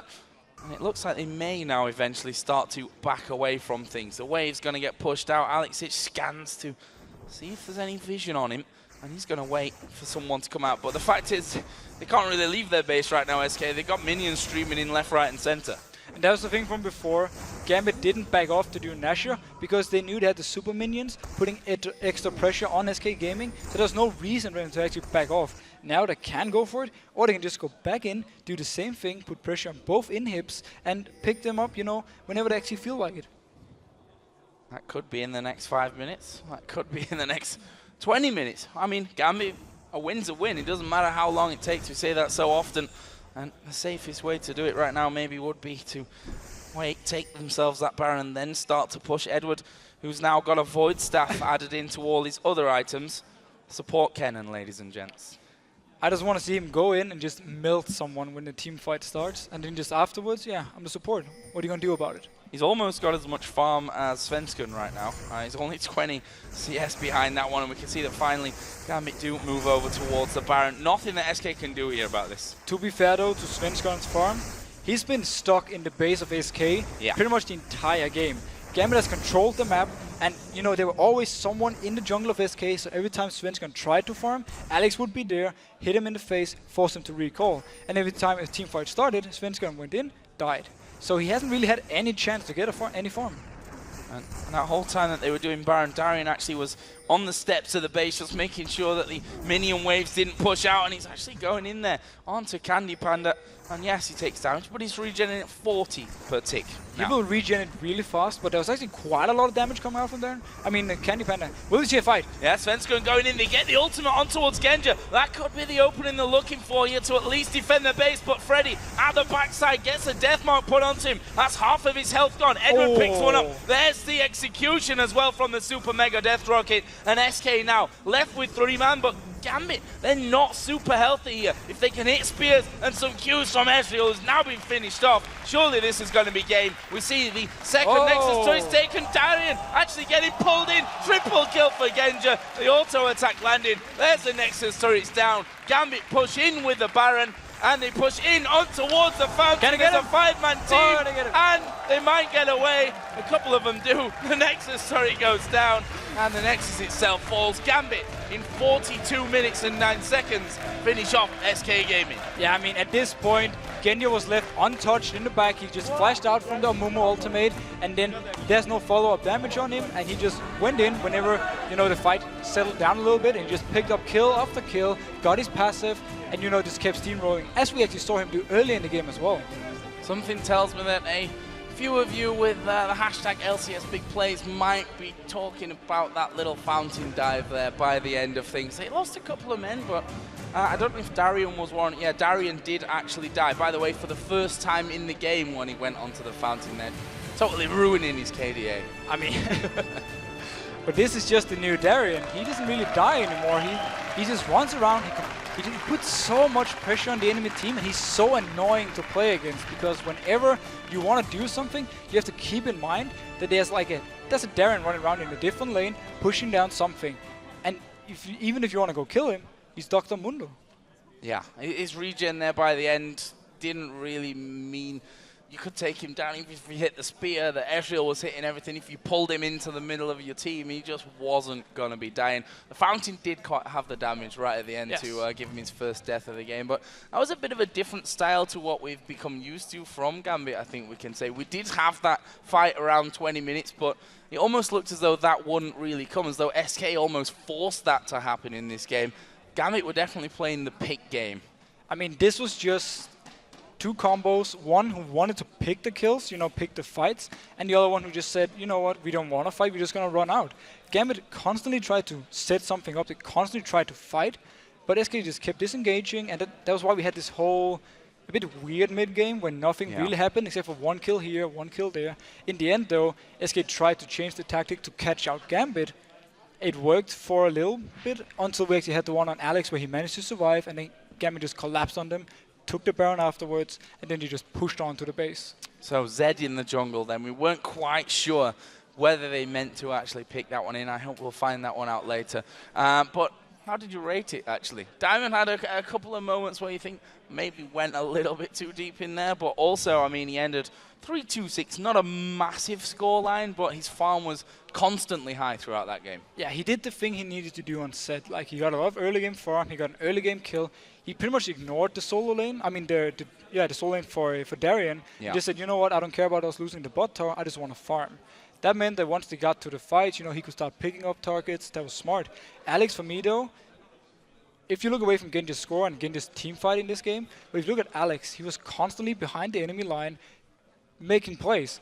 It did go wrong a few times, but at the same time, it worked for him a lot of times. And it could have been even more. He was so close to bursting, I think, Freddy down 3 or 4 other times where he barely survived it. But guys, we're going to head over to Shox, who actually has Alex Ich from Gambit with her to talk about that impressive victory. Thank you very much, Joe. Yeah, Demon and I are joined by Alex playing LeBlanc in this game. Well, first thing I got to say, it looked like you were having a hell of a lot of fun versus SK Gaming. Tell me the game from your perspective, and how did you go into it? So I don't understand their pick at all. They picked some really passive team comp. They were super passive during the game, just farming, doing nothing. And with all that comp, they picked Blitzcrank for making plays. So they didn't even go for invade with Blitzcrank, so I didn't understand the pick. Yeah, he got me sometimes, and I think one time Diamond, but it didn't change anything. And they didn't pick anything against Mundo, though they leave him open. So I didn't understand their pick. And once again, Darian didn't die, by the way, in that game. Oh, I don't know whether he died maybe at the end. Right at the end, but as you all found, he dived. Not really it. But when you picked, when the Z pick came in, was that always planned to be Diamond after seeing what they did, or was that planned to be you? And then you just adjusted and said, you know what, they're all squishy, let's go LeBlanc. So LeBlanc is some kind of the safe pick at the moment. So we didn't know what is mid lane, if it's Ezreal or Tristana AP or Tristana AD, or there will be something else to be picked, and Tristana is some kind of counter to Mundo. So we decided to pick something safe that can stay almost against anything. And when they pick Nidalee, I actually don't like LeBlanc against Nidalee matchup that much, because it's really hard to kill Nidalee in lane if he's playing properly. Even if he falls behind, then he farms more than LeBlanc and is getting into a bit better late game. But against their comp, I think LeBlanc was really good, and Zed was too. Yeah, you certainly had a better time with LeBlanc against them than you did against Fnatic. But what I also wanted to ask you is that Tristana pick, which was really a surprising pick to us. But at the end, even it didn't do anything to you guys. So how did you react to that one? We thought about maybe Tristana is counter to Mundo, but we swapped the lanes, so that wasn't the problem at all. So you guys obviously up to 4-1. At what stage do we start seeing the suits coming out for you guys? I don't know about suits, but tomorrow is a hard game, and it will be really interesting. Yeah, tell us a little bit more about that, though, because that's really going to be a cool game. You guys up versus Roccat and Overpower in the mid lane, who plays just about anything. No problem, ban Mordekaiser, then we win. All right, thank you very much. Congratulations, great performance. And now we're going to go over to Joe and the Fee Show to see how today's games affected the standings. Thank you very much, Shox. And we've just heard the secret there to beating Roccat. Ban Mordekaiser. Certainly one of the more interesting picks we've seen in a while here in the LCS. And as we wrap up day 1 of week 2, let's have a look at the standings for this week. And even though they didn't play a game today, Fnatic still remain at the top of the league at 4-0. But right on their heels, we now have 2 teams tied for second. Both Gambit and Roccat are tied at 4-1. And remaining in 4th place is the Copenhagen Wolves at 3 wins, 2 losses. Slipping to 5th place is SK Gaming at 2 wins and 3 losses. And pulling themselves out of last place with today's win, we have Alliance. And even with the Alliance, even with Super Hot Crew, putting them in 6th place at 1 win and 4 losses each. And after their 2 losses today, Millennium have sunk to the bottom in 8th place with 1 win and 5 losses. Well, the good thing is week 2 is far from over. On Friday, we have 4 more heavy-hitting matches, beginning with Alliance versus the Copenhagen Wolves. Some great stories in that one. And, well, stories. Roccat versus Gambit will be game number 2. And then we have Fnatic versus Super Hot Crew and Millennium versus SK Gaming. And you can catch all that right here when the action begins at 7 p.m. Central European Time, which is 10 a.m. Pacific. And speaking of action, we've got more coming your way right now as it's time for the Challenger Series to begin. So let's send things over to Freak and Kobe as they bring you Ninjas in Pajamas versus SK Gaming Prime. Gents, take it away. Thank you very much, Joe, and welcome everybody to the European Challenger Series, brought to you thanks in part to our friends at Coca-Cola. I am David Freak Turley. This is Sam Kobe Hartman-Kensler, and we've got a pretty shiny new Challenger Series set here. Kobe, how you doing, man? I'm doing really good. I'm excited that we get to watch all the European LCS now. There's so many interesting picks that come out. The Mordekaiser mid. Pantheon jungle's like common now. You're like, oh yeah, it's Pantheon for like the 5th time this week. That might be the first time that North American innovation in the jungle went over to Europe. We'll take credit for that. He was a mid laner first, then we're like, Dominate's like, no, it's a jungler. And they're like, you're right, he is. So go us. All right, we're awesome. Now coming up on tonight's broadcast, we have our first quarterfinal battle in the European Challenger Series. The top-seeded Ninjas in Pajamas face off against SK Gaming Prime. Now SK Prime was known as Team Kappa Prime when they beat Ocelot's crew last week, and they're putting on a good show so far.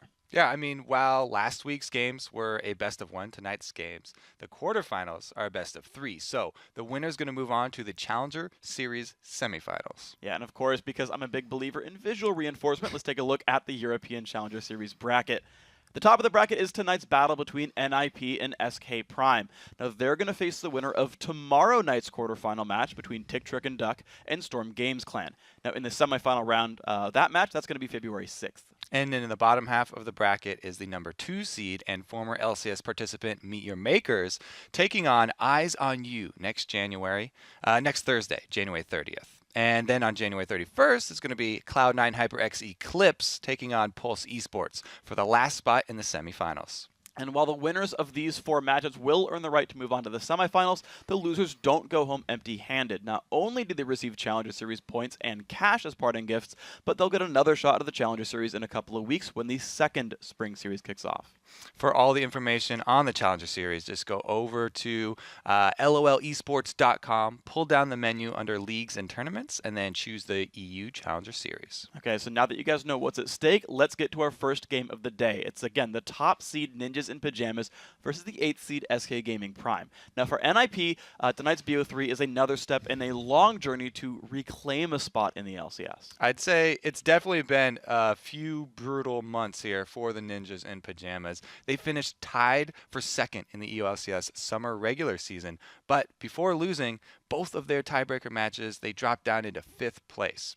Then at Gamescom, they got swept out of the playoffs and into regulation by Gambit, who we just saw. I mean, Gambit's a pretty freaking strong team, but then just over a month ago, NIP came into the spring promotion tournament. They were clear favorites, right? Very strong team. They thought they were going to get back into the LCS. They were the number 1 seed there, and they chose to face KMT as their challenger opponent. That match didn't go so much NIP's way. Right, so KMT, which is now Team Rocat, they actually swept NIP in 3 games, basically shocking the entire world because a lot of people put so much hype behind this NIP team.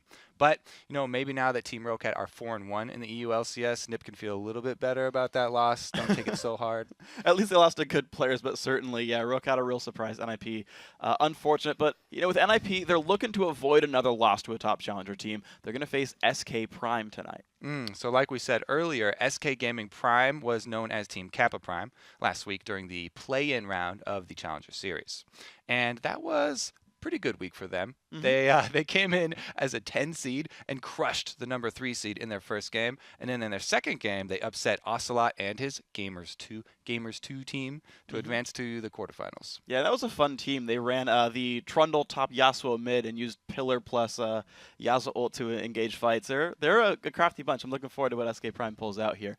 Now, of course, so far in the Challenger Series, SK Prime has been led by some primetime performances. Their AD carries Vanillin and their mid laner Exila have been pretty dang good. Yeah, Vanillin went 9-2-9 as Lucian in their first game, and then he went on to go 8-0-6, not dying on Jinx to take out Ocelot's Gamers 2.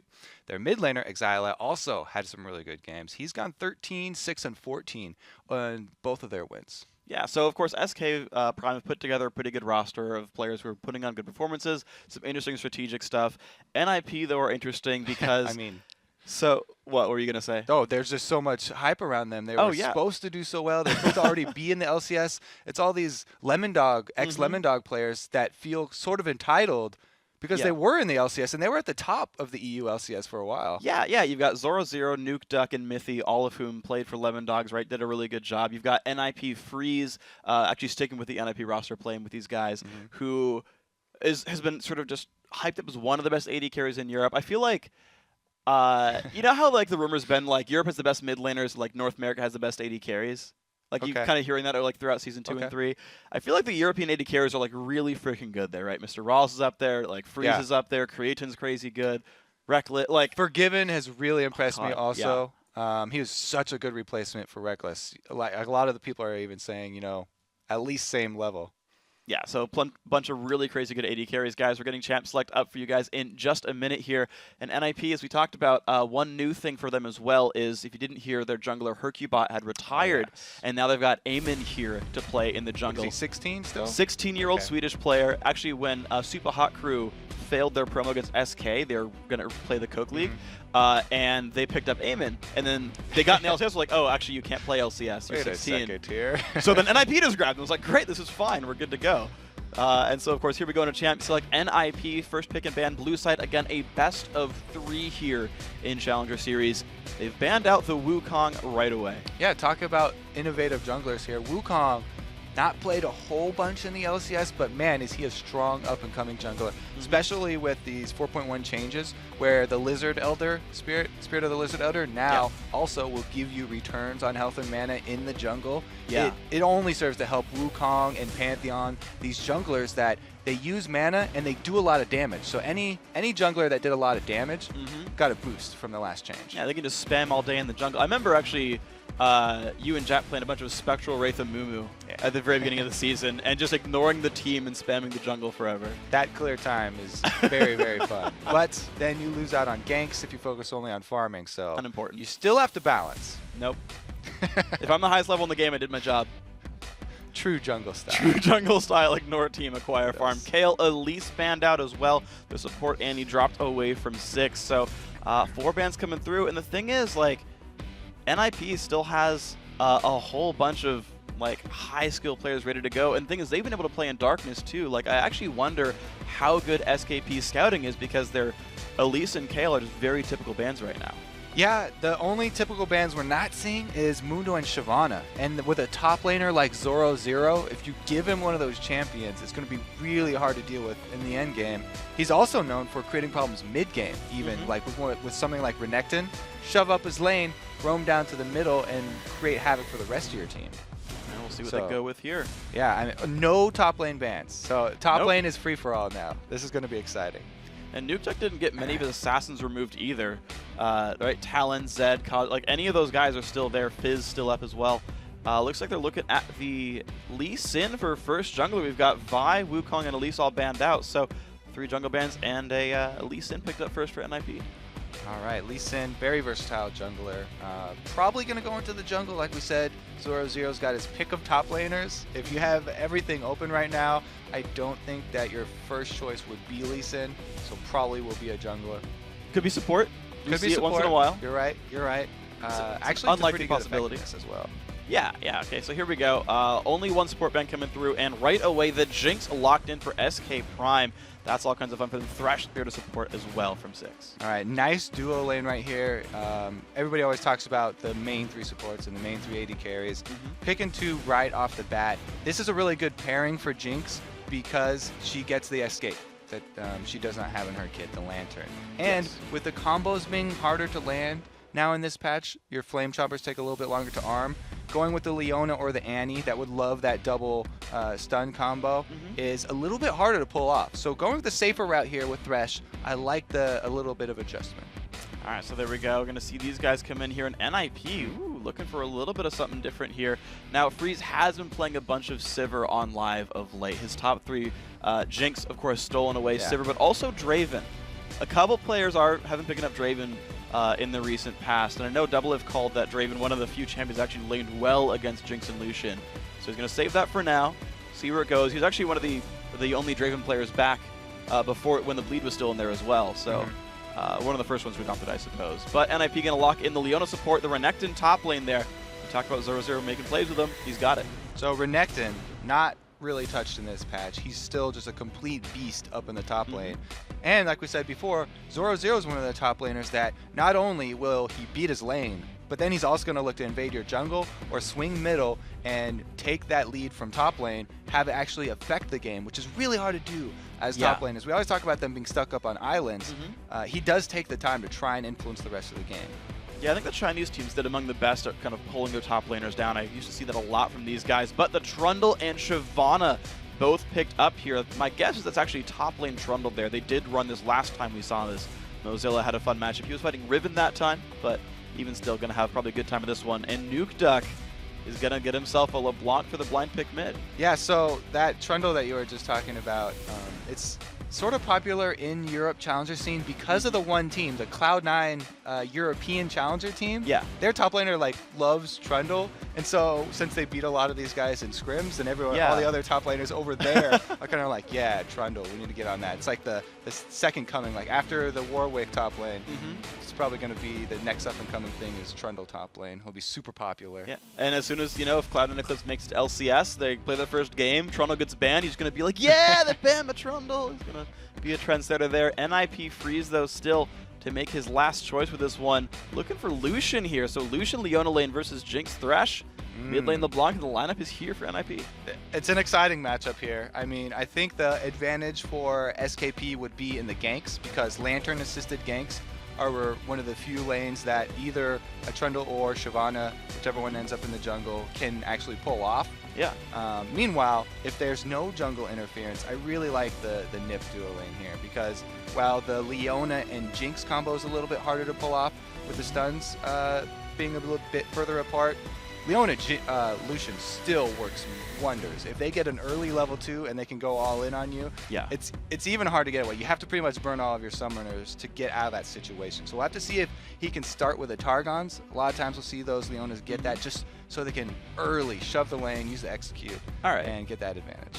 Oh, and of course, the last pick coming through here for Exila is going to be the Zed here in the mid lane. Of course, not a lot of mid lane bans coming out at all. Actually, 0 from NIP, so getting to pick of the litter.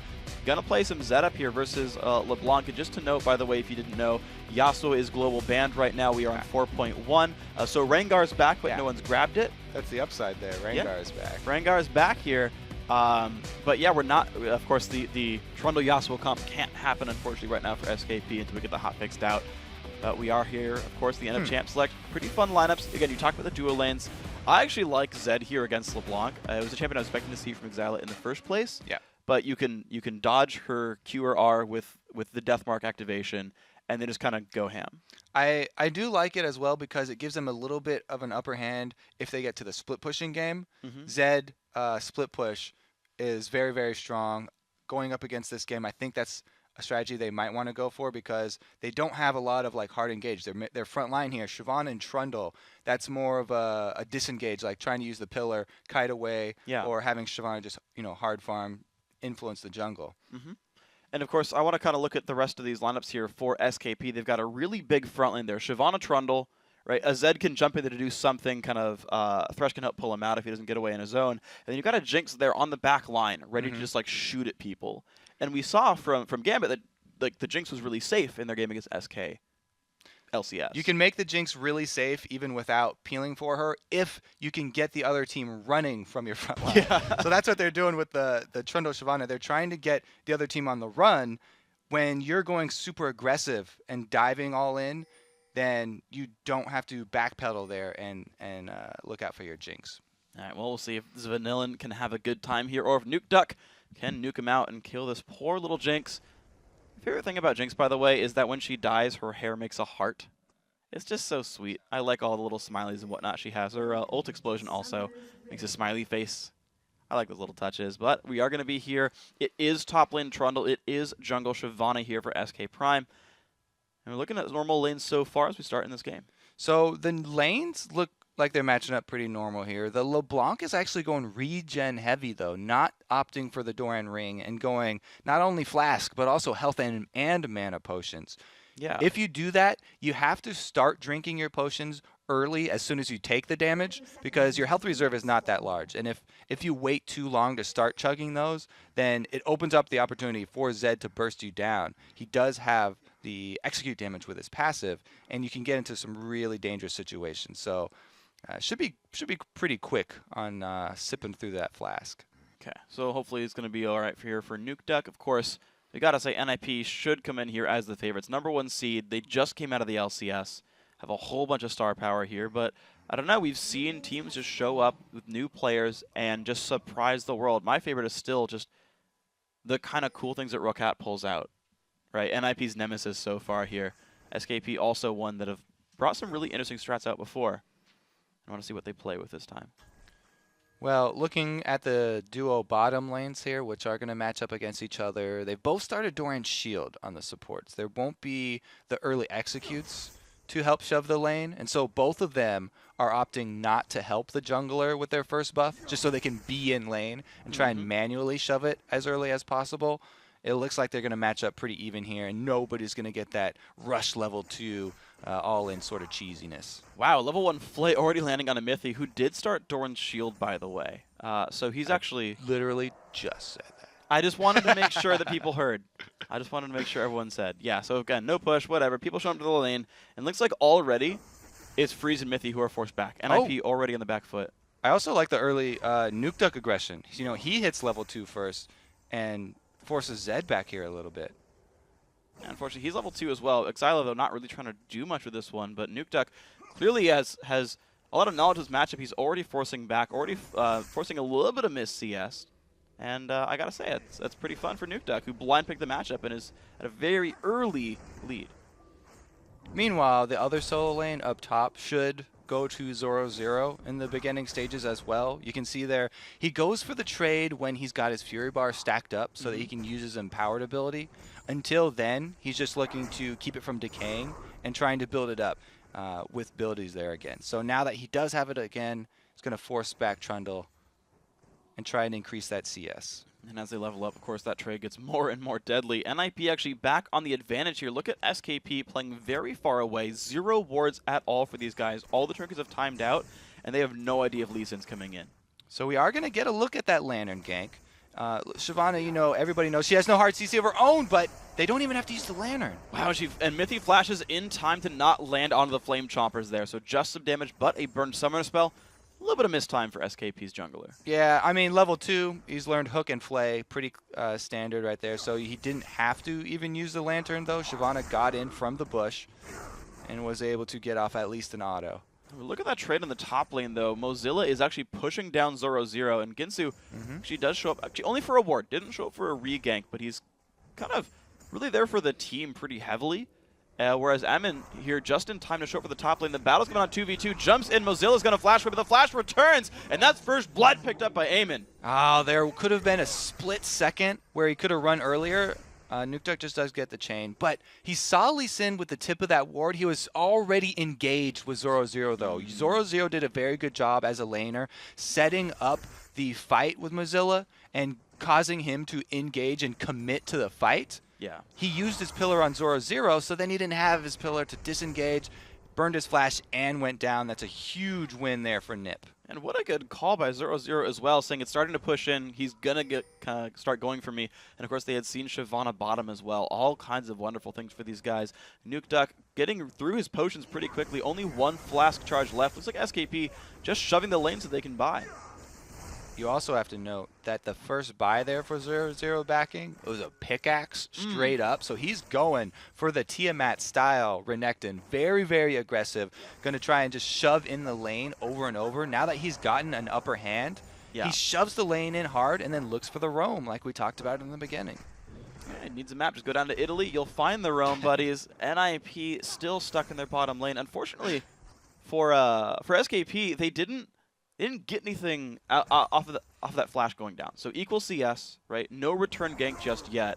If that gank turns into nothing but flash coming back from cooldown, there's not much gain for Ginsu's time down there.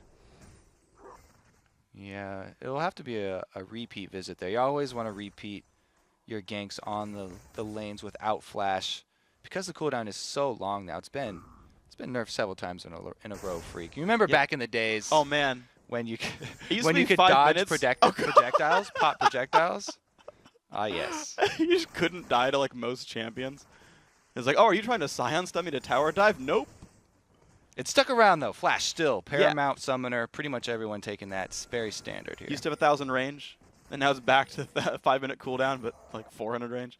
Exile, ooh, early pink ward left side of the river. I want to see how long that one lasts. 620. He put that ward down. When that pink ward dies, I'm going to hopefully remember this one. That's a good point. Both of these mid laners are roaming assassins, but because Nuke Duck has the early level 6 and the early advantage here, then he's going to be the one that's looking to make the roam first. Really good pink ward that should last a long time, and it's actually even seen Lee Sin here with the invade. And no gank's going to happen here. Exile is going to be okay right there. Top lane, the Mozilla, only 5, but nearly 6. There it is. That might be too much to dive right here. And in fact, yeah, Amin goes like, never mind. Yeah, exactly. As soon as he gets level 6, the Trundle ultimate heals for a whole bunch, especially if Trundle's able to put down that W first, boosting the healing. Now he turns his sights towards mid, though. Ooh, lands the Q. Exile is going to actually get... Oh. Got a little bit too far away with the Shadow right there. Throw some shurikens. Nice try. Nuke Duck, though, he's going to try and take advantage of the Shadow being down. Shadow, very long cooldown early on. And so he follows up that gank mid with some more aggression. Even though it didn't work out, got no kill, more harass down, more lane pressure. And speaking of lane pressure, Nuke Duck's going to leave his for a second to pick up this blue buff here. But this CDR and mana regen should help him in the matchup further. Nuke Duck so far has been holding on pretty steady against Exila here. Again, got counter-picked by the Zed. Exila chose his matchup knowing his opponent. And so far, Nuke Duck's been happy, so I want to see if the Zed can do more later in this game. So far, nothing special. Yeah, they're pretty much even here. The Flasks, though, is gonna continue to supply him with plenty of regen in lane, something LeBlanc usually lacks. And he's on every back buying all 3 consumables, even though he already has a Flask. He's still getting both types of potions as well as wards for himself, because like we said early, both these mid laners really want to keep track of each other. They don't want to let them pick up kills inside lanes. Oh, and speaking of kills inside lanes, there's already a sneak in for SKP. They pink warded their own backside lane brush, so they know Ginsu is unseen in here. Lantern, of course, has to have been learned by level 5. Has to have been. But the flash is back up for Mithy in time. Amin's coming down here as well. It's going to be 3v3. The dive goes in onto 6. Mithy getting the shield on as well. A lot of damage going across, and here comes Amin as well. Flash away, and it's going to be a missed Leona open the kick back into the zone. On top of a lantern, though, Flash is back out. Is the chase there? Kill onto Lee Sin, actually, and SK Prime picks up the win in this fight, and they're not even done chasing. Mithy dropped to 200. Free's going to force his back, though. So because Lee Sin coming down the river, early engage there from Mithy, they come out with the win there for SKP. Also might note that the improved Lantern now does have a little bit of unit collusion, so it's easier to click. You can see that instant click there from Jinx, even though he didn't move that far, was able to get just enough distance out to the backside of the fight. Wow, Nuke Duck just took a really scary trade against Exila. Both these guys actually backing, but ulti burned from the Zed to force him away. I also really like the timing of that fight down bottom. Both teams had the same idea. Hey, we're hitting duo level 6s here. We want to take advantage of these ultimates. But, you know, the bad news there for Nip was that the gank was already in place because of that pink ward you mentioned earlier for Shyvana. And Mithy taking a bit of repeat visit. Okay, Amin, can you do this? Everyone burn their summoners on this. Now, something is pretty interesting right there. He backs off, Lee Sin backs off because the duo lane retreats when he was approaching. All right, let's take a look at the middle instead here. Nuke Duck does get his clone popped and walk away, but the shadow is still there for the all-in from Zed, and Death in the Mark Ignite will end up taking him down. Oh, wow, he juked the Q right there. Whoa. That was beautiful. So it didn't take him down? No, no, he Just actually kidding. he juked He was the Q able to with juke the jump. last Q. Okay, that was the reason. Stayed alive. Staying alive. Nuke Duck keeping himself there. Not a sitting duck in this matchup. Certainly very mobile. 0-0 already pressuring that top lane and took the turret down. And look at that, a 20 minion lead up there. Of course, SK Free had picked up kills before. Amin not having a great time in this game. Fight coming in from Freeze. Not going to find too much, though. But 6, by the way, just making all the kills happen, removing the NIP jungler. That's now going to be 2 ultimates to 0 in the bottom lane in favor of SKP, since they were able to burn down both Leona and Lucian's right there. That enables them to just shove in on this turret. They're going to get some extra damage. All right, well, the push, of course, still coming in. Amin still showing up to this bottom lane. He is not leaving his teammate's side down here. Freeze just killing off some minions. Nothing too special from this one. The laners themselves are fine. It's just the fact that the junglers have had a really big impact. And 0-0 is still just really getting ahead of Mozilla. They're going to fight again. And I just feel like it's going to get worse and worse for this poor Trundle, who, if you only remove 20 attack damage, your opponents are adding more to that. It just kind of means less and less. He does look like he's not afraid of full engaging here, though. He's trapped 0-0 with the pillar. Actually, yeah, both these guys trading. Ultius and Mozilla actually in the lead right now. 0-0, uh-oh. He pops the Ignite and dashes back in. One more tackle, seal the deal. Mozilla goes down. Looks like 0-0 still well in control of this lane. He's got his Tiamat plus the giant chainmail right there, doing a lot for him in that brawl and keeping his calm about him, able to re-engage plus use the Ignite there at the end. Really, really good play. Good baiting, the late Ignite, all that wonderful stuff. Nukeduck still in a happy place in this mid lane. Only 3 CS up. And all right, there we go. 6 minutes this ward lasted before Amin saw it, but definitely worth more than the green one would have been at that point. The thing I wanted to point out, though, about this mid lane matchup is that Nukeduck, right, normally in LeBlanc you rush a Deathfire Grasp, maybe a Death Cap, but usually DFG. And he's been forced to actually go for an early Seeker's Arm Guard, significantly lowering his early damage output before he goes into Bursty. Yeah, he did survive that all-in from Zed before, though, and so it is definitely paying off. He's looking to not die in this matchup, and he's staying even on CS, plus neither of them has really gotten off a good roam yet, so definitely pretty much is still a toss-up here in the mid lane. And of course the bottom lane also pretty equal. Both these guys sitting on actually almost identical items down the board. The only difference being that Six has boots because he killed some enemy champions so far. SKP sweeps out another pink ward down at the tri-brush there. Theirs in the back of their brush still alive. So NIP has never gotten the chance to push this lane out at all. Yeah, down bottom, they are just holding their own here. Both supports, you can note, also are going for the coin, so they're going to be looking to get the speed boost for their team later. And 0-0, true to form, as we said, he takes the lead up top, roams down, and they're going to go for the early objective here, Dragon 13 minutes. There's no teleport from Mozilla. SKP's bottom lane is pushed back, but looks like there's still a little bit around here. LeBlanc's going to move first, though. NIP completely in control here. Good roam. Amin secures the Dragon. Not only did 0-0 shove the lane in far enough to get down to Dragon, but he's going to be able to get back up to that top turret before there's really any answer from Trundle. It was just a huge, huge win there by 0-0. He'll miss maybe like 2 minions, like one melee in the cannon before he gets into this one. Good play by 0-0, and NIP actually back into the lead here, 1,600 gold, 14 minutes in. We'd seen some sketchy things in the bottom lane. Six and Ginsu really made a lot of things happen and made Amin's life miserable. But at the same time, we're seeing things really come back here for NIP. Ginsu's still trying to make moves, and I'm kind of wondering, like, what SKP has now in store for them. Their AD carries are pretty equal.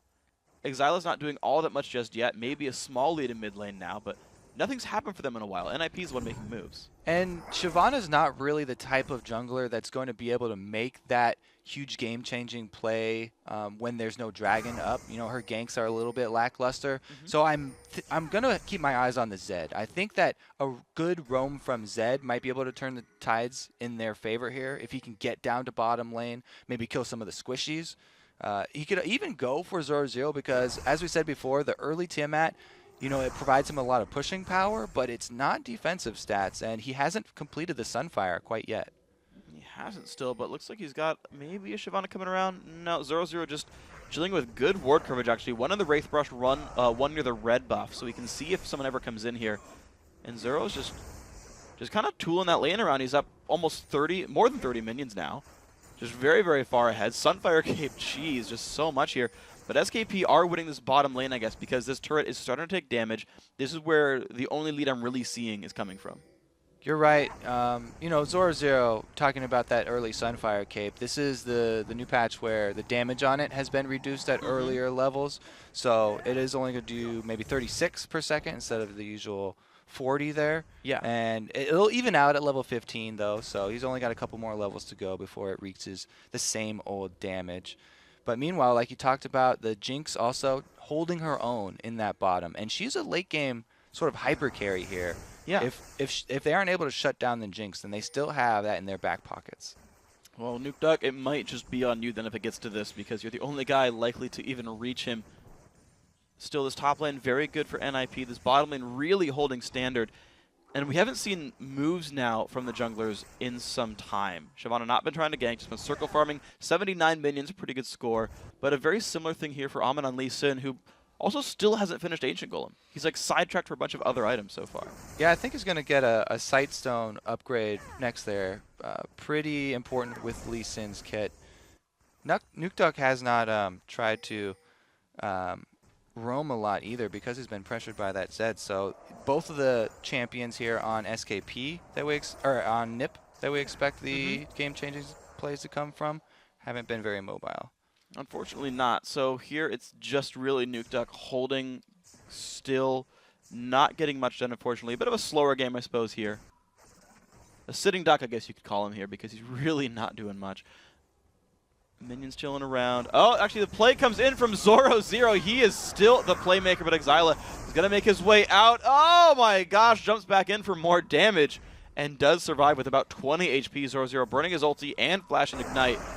And not, unfortunately, for NIP getting much out of this, except maybe a bit of control over mid.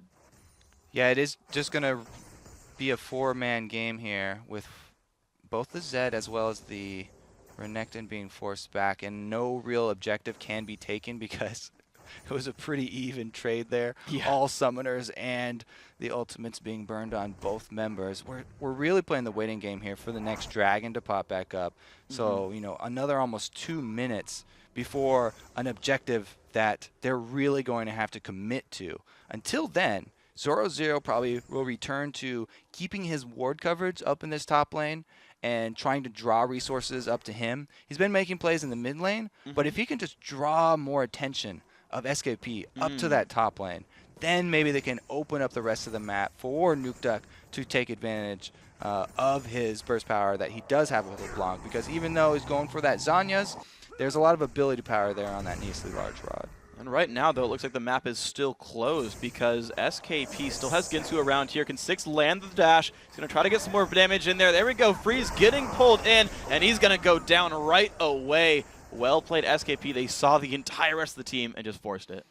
Very good combo right there. And the Thresh right here definitely deserves a lot of the credit getting off these ganks for Shyvana. Even though there's a ward in the side bush, we're able to land that hook and secure the kill. All right, well, these guys are going to keep moving forward. That's the first turret for this team here. Of course, Zoro0 had pushed the top one a while ago, but they're going to continue to snowball this lane. No one even moved down to defend this. Everyone else been stuck in the mid lane, so SKP getting 2 turrets for that champion kill as well. So that's going to equalize the gold completely right here. We're going to watch that fight again. All right, so starting off with the Flay, it was a good move by Lucian to use his dash after that, removing the slow, but he barely is not able to reach the minion line. You can see he was running towards that first melee minion to hope that it would block the hook, but not able to get around it, and even though he pops his barriers, more than enough damage there since Shyvana is able to use her Dragon's Descent. And here we go, SK Prime regrouping just in time for the Dragon. It's respawning right now. It looks like they're going to be able to start this one out pretty easily. Both top laners roaming down. Nip wants to challenge this right here. We'll see if they can do this. Of course, Mithy. Trundle's pretty far off here. Well, I'm just going to go in for it, though. Does he have the damage? No, it's going to be smited away by Shyvana. Kicked into the wall, and she's going to jump over as a dragon. And it's going to be a dragon pickup for no real cost here. SKP, good job. Wow, he gets a free ticket out of there. Doesn't even have to burn his flash. Yeah. Very nicely done. Zoro0 unfortunately left the top lane, didn't get anything for it, but he is still completely dominating his lane matchup. Now 45 minions in the lead. In addition to that kill and assist, I mean, if I see one gun NIP doing well, it has to be Zoro0 here to carry. He is continuing to do his job in the top lane. But also down bottom, you know, Freeze is not doing too shabby. He doesn't even have boots yet because he's trying to rush that Trinity Force after his Bloodthirster. It actually will help him take down this turret really quickly because of the Sheen damage and fully stacked Bloodthirster.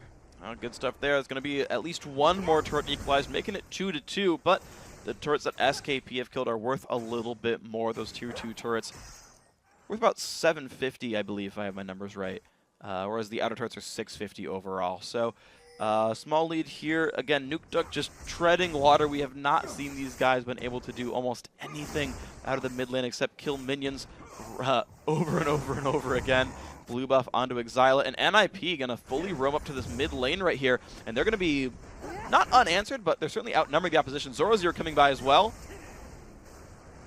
It seems like SKP are just sort of playing completely reactively here. Their bottom turret goes down, so the next objective for NIP is definitely going to be the mid. That's the only outer turret left standing. But again, they send their duo lane back bottom to farm that extra wave, and it did cost them a lot of damage on that mid turret.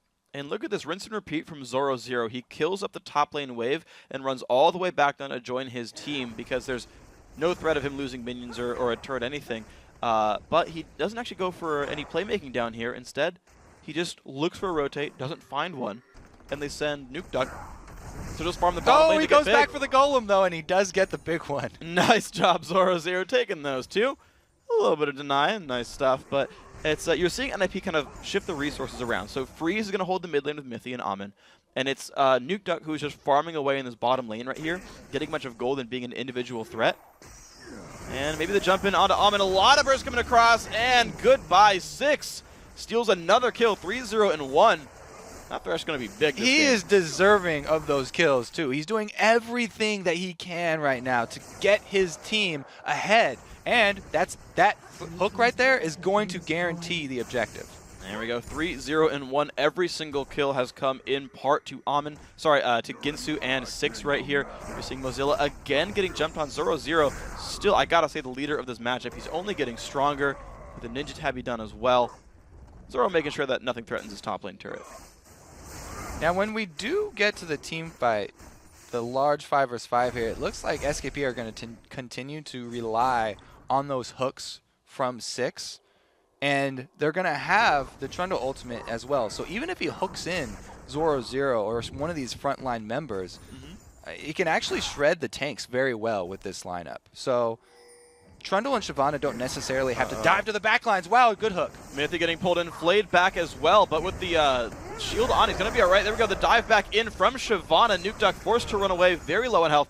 Lee Sin-Kick's going to keep his team alive. A lot of spells burn, no one yet going down. Yeah, this time around, kicking Shyvana out. Good idea. They want to reset this and buy time for Zoro0 to roam. Oh! Mithy, that was unfortunate. Well, that was just a dang good shot there. Yeah, it was. By Jinx, deserving of the kill. Zoro0 knows that he has no backup, so he has to retreat. Yeah, not completely, but sort of semi-circle surrounded here by SKP, forced to run to the left. Looks like red buff will go to Vanillin here. NIP have unfortunately not found much to do. They've tried to make this mid lane roam happen, but they're not getting much for it. Unfortunately getting picked off once in a while by 6's Thresh. So 5-2-1 kills, SKP even up a turret as well. I mean, this is a good thing for the new upstarts here. Yeah, I mean, really the plays over and over from the Thresh are what's keeping them up there and actually in the lead for this game. The only problem that they do have to worry about is Zoro0 coming down once again repeatedly. Yeah. The same old pattern. I think they've gotten used to it, and they've actually warded up 3 wards in their red side jungle. So it's a good little adjustment there. But he's still a threat, and you have to respect that roam. Well, speaking of respect, Exiled is going in hard, but still getting cut up there. He's going to go down, trying to force down Nuke Duck, and doesn't get much for it. Shyvana shows up. That's going to be Ginsu trying to get there. Mozilla going to put the trophy down to chase on. Zoro0 forced to flash away. No health left on him, but already kills getting traded back and forth. Top lane is going down. Mozilla still on the chase there. Chained up, though, by Nuke Duck. The ulti coming in, flashed away. Nuke Duck might just live. 2 more shots to go. Can he get in range? The Zap's going to pick it up. Vanillin still on the chase. No hook's going to land. Mithy forced to run away still. And that is a fight that SKP goes 2 for 2 in. That's only going to be a 2-for-2 trade, but SKP are the ones with control of the map now, so they can go clear out these minion waves, and they'll get some extra gold, whereas NIP have to all retreat. So, classic right here. We started off again with another beautiful hook, but they didn't respect the Zoro0 roam. We saw him come down with those 3 wards in the red side, and he's a giant crocodile. Too hard to click the lantern, so Zed trying to use his shadow to get away barely doesn't get out. Shyvana is able to keep him in here, though. Right almost into turret range, and the box slow. He ults him right into that box slow, then the Thresh Flay as soon as he gets out of range of this. Here comes Trundle. He's actually going to get in range here. I think he pops his ulti was already popped, and it slowly drained down Zoro0 for the kill. This chase is the really exciting part, though, because Jinx has red buff. And even though he's using the ulti and then flash for the auto attack, the extra flash for the auto attack is able to keep this red slow on Nuke Duck. And he shoots 1 more rocket at the clone, then immediately zaps. So killing the clone so that his zap will get the full range and secure the kill on the Nuke Duck right there is the only reason they are able to answer with the second kill. Very nicely played here. Is Vanillin 3-0-3, having a pretty good game for himself. Slower landing phase, but now that team fights have started, He's had a pretty good time of this one. NIP still trying to be the team that is aggressive. Dragon is up. A little bit of ward control here for both sides. NIP having just a couple more on the left-hand side, but SKP sees the Dragon itself. Another thing to note is that Zoro with all of the lead that he's been able to accrue, has built only armor here. It's just full armor tank. So the slow burns there of the magic damage from the front line here of SKP will really have a huge effect on him. It's just going to be the Jinx and Zed that he's mostly built against. Here these guys go. There's going to be a turret taking damage. It's going to go down. NIP popping the Ascension to get out. Six did the same thing, but no catch going to be here. So NIP trading second tier turret for that Dragon, keeping the gold only about 2,000 apart. SK Prime going to look back for the mid lane. They're going to force a fight there. NIP has to commit from the left if they want to at all, but Ginsu is there to hold on to the advance. And you're seeing NIP a little bit gun-shy here. I really liked that move from NIP because they did not want to fight another straight up 5 versus 5. Zoro actually getting a little bit too close here. He gets slowed from the Blade of the Ruined King. And zapped as well. The chase still on. Everyone is there. This is a 5v1, but Zoro just wants to get away with the Randuin's Omen. He does that successfully, actually. The rest of NIP here to save him. The map movement before that, though, where they were able to rotate to take a secondary turret for the Dragon, was a good choice since they don't want to full-on fight this team. Now ultimates were down from both Renekton and Shyvana. Still a pretty decent matchup here. And the fight's still going to continue there. Onto the turret, pull onto Amin. That leads in not in a good spot right there. The fight is in. Exile goes in the back line. Amin goes down to the rocket. It's going to be the chase still. The trade back, though, onto Zed. 4v4 here. SKP still want the fight. Mythic gets caught. He's going to land a Solar Flare onto 2. And now here comes Freeze to avenge his lane mate. 6 will go down. That's another one picked up there, but it's a 3-for-2 overall. SKP winning that fight again. This is going to be 3 members for 2, but you can see SKP retreating because the 2 surviving members on NIP are the damage dealers, and you have to respect a double buff Lucian with the combo of Trinity Force plus Bloodthirster. He's going to chase you down and kill you! Goodbye, Ginsu. And secured right there. They even it up for 3 each. So good catch, and now because that respawn's so late, it's going to make things pretty difficult for SKP. Now let's take a look at this once again, because it's the hook into the box and Flame Chompers, but since Lee Sin's so slippery, he safeguards out. This is an overextension by Exila. He goes after Nuke Duck with everything he has, but he's under turret and gets obliterated. Even though they are 1 man down here, though, 6 is still chasing Mithy, and he's able to lantern in Vanilla. And wow, that was just such a long-range, beautiful lantern right there for the kill. Does end up costing him, but on the off-screen kill, we didn't get to see before. Zoro was taken down once again by Trundle. We can see in the late game that Trundle ultimate doing everything that it needs to melt through the extra armor and burn him down. Yeah, it's worth mentioning that even though Zoro built up a 60 minion kill lead and has more items than Mozilla, you're seeing that Trundle play really well in teamfights and completely kind of get out of landing phase successfully. The other thing to point out is Freeze got the 500 shutdown gold by killing 6. The Thresh who got all those kills for his team. That's a whole bunch of gold money that just got picked up here, which is going to help NIP's AD carry a little bit here. The thing is, Nuke Duck did not actually go for the Zhonya's completion. He used his Neosly Large Rod for a Deathfire Grass instead. And since now he's got the Void Staff and Deathfire Grass combo, you have to be worried for your Jinx. Your Jinx is going to be able to get 100% bursted, 100% if she's caught out anywhere on the map. So now you really need to concentrate on that ward control to keep track of that roaming LeBlanc. It's a really good late game sort of save me plan. It's like, by the way, Nuke Duck can one-shot any of you, so be more mindful. And even though Exile has been focusing Nuke Duck, we've seen time and again that he's been outplaying the fights. Nuke Duck hasn't really been going down, despite repeatedly being targeted by Exile. I also want to point out how Trundle sort of changes the current meta of team fights. Right now, it's very much focused on the front line diving your opponent's backline, and it's a contest between, you know, which one has the tanks that will last longer. But when you have Trundle, you'll add him into the mix. He basically will melt one of your tanks with his ultimate, and all you have to do is focus everything on that single target. You can burn him down very quickly, and he uses the pillar to zone out the damage of the opponents for as long as he can. Just even a couple seconds of Freeze or Nuke Duck getting pillared back and having to wade their way through the muck means a whole bunch of extra damage that your team is not taking, and you can use that to burn down either Zoro or Mithy. And we've seen that Meanwhile, be pretty Xyla, successful. he's in a dangerous spot. Oh, good juke. Dodges the chains, but is still on the backside. NIP taking their time with this one. Nukeduck doesn't want to get jumped on. He's got nowhere to go here. Yeah, but he's waiting for his jump to not get killed by Xyla into the brush. And the team actually is coming for both sides here. Stun onto the Zed. Still running, but looks like NIP are here first. He's going to jump in. Nukeduck's going to try to run away from this one. Xyla still getting chased. He's going to flash away, and SKP are here now. 0-0 forced back. The cavalry has arrived. Amin still running. Mithy actually only Freeze is still missing from this fight, so it's 5v4. Vanillin does not go down. Nukeduck does not have any places to go. 0-0 is going to show up. It's going to be a trade kill. Mid laner for AD carry, and Freeze has joined the fight finally, but NAP forced to run away. Mozilla is just man-moding the entire lineup right now. Mithy's stuck. Flayed backwards, goes down 2 for 1. Can Mozilla get another trophy down? Can he get the chase onto Freeze? Slow as there, he's going to dash over it though. Just the 2 for 1. And Xyla survived the whole thing. Him being caught out there and saving all of his cooldowns was what you were talking about. Nukeduck was playing very cautiously, did not want to get 100% bursts. They were treating that Zed as a very dangerous animal, and only 0-0 was willing to touch him. Two members being down to only 1 though means SKP immediately turn their attention towards Baron and get it uncontested.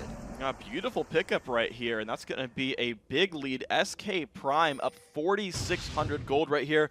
You can watch this fight again. Nukeduck does not kill Vanillin. Now this was the second phase of the fight where most of NIP had been able to retreat under the turret, but Nukeduck wanted to pull off a bush gank here and burst down the AD carry. Even though they finally finished off the AD carry, the rest of the team had to pay for Nukeduck's commitment here, and with them all getting this low, that's really what caused SKP to get the Baron right after. You can see there, it's Mithy going down, and we actually, you mentioned 0-0 having his full armor build. We saw him get away with like no health left right there, and you can see Thornmail, Sunfire Cape, Randuin's Omen, Ninja Tabby. The guy is trying not to take physical damage here. The only difficulty being that Mozilla's ulti, percent health damage, magic damage. As well as the double Sunfires from Shyvana and Trundle. And they're basically, like I said, killing tanks. So they're going to be the ones that are on 0-0 for the team fight phase. But 2 vs 1 situation here. Maybe he'll have the advantage. Whoop, never mind. 0-0 Nukeduck disappears. Mozilla steals all his stats, and that's going to make things pretty bad for that actually fairly small Crocodile overall. Looks like 6, they're going to jump in onto Amin. Amin's trying to get away from this one, flashes, but brings Xyla in with him. He's going to go down. Goodbye to Lee Sin. SK Prime completely in control now. NIP continue to the same strategy that they had before, invading on the red side and trying to pressure up the mid and top lanes, but their ward coverage is insufficient for this. There's 2 pinks here from SKP that are doing a lot of work, and again, another amazing hook from 6 is able to land them a kill. He's landed more than a few of those right there, 4, 1, and 8 on him, and they're going to be pushing on now onto this inhibitor turret, I should say, in the brief 5v4. Looks like turret's a little bit too much for him just now, but they have another minion wave coming in soon. With the Baron buff regen too, they are feeling just fine about this. Lee Sin about to pop up, so he may be able to reach this fight in time. He's got home guards. This will be a 5-on-5. The only problem is it's going to be a Baroned up SKP, and they also have the advantage of the poke from Jinx. Like, she can just continually rocket in and spam zaps. There's not that much regen here for NIP. He's able to land those zaps onto someone like Nukeduck. Yeah. Yeah, so they're going to have to be pretty careful about this one. Death Cap not yet done for Nukeduck. I feel like that might be enough items that he can one-shot the Jinx, but we saw his combo before, and it couldn't get past the barrier of Vanillin. He needed a lot more backup there. So still continue to track Nukeduck, as Vanillin has, among the most gold in his team, certainly a very big factor in these fights. 3.5 item AD carry. But going towards what looks like a Banshee's Veil now is going to make that very difficult for Nukeduck. It's definitely the best buy against the LeBlanc. Being able to block just one of her spells and interrupt the disrupt the combo that she's trying to pull off is exactly what you need to save her life, and he won't have to rely on that barrier. Uh-oh, 0-0 walking into a trap. Gonna dash over the wall. He will be maybe okay. Nope, not gonna be okay at all. Rocket's not gonna land, but the chase is still on. Can Ginsu land much else? Zap lands on a Nukeduck, but he can dash the wall. But just a 1 for 0, and the tankiest member of NIP goes down in a heartbeat. Yeah, all the shred right there. They didn't even have to use the Trundle ultimate to be able to get through that. Double Blade of the Ruined Kings coming down, and now Baroned up team versus 4. Easy march towards that inhibitor. Okay, so turret number 2 on this lane going down. SK Prime 6-4 in turret kills. Ninjas in pajamas on the back foot right now. Inside their base, 20 seconds still on 0-0. SK Prime not showing signs of slowing down.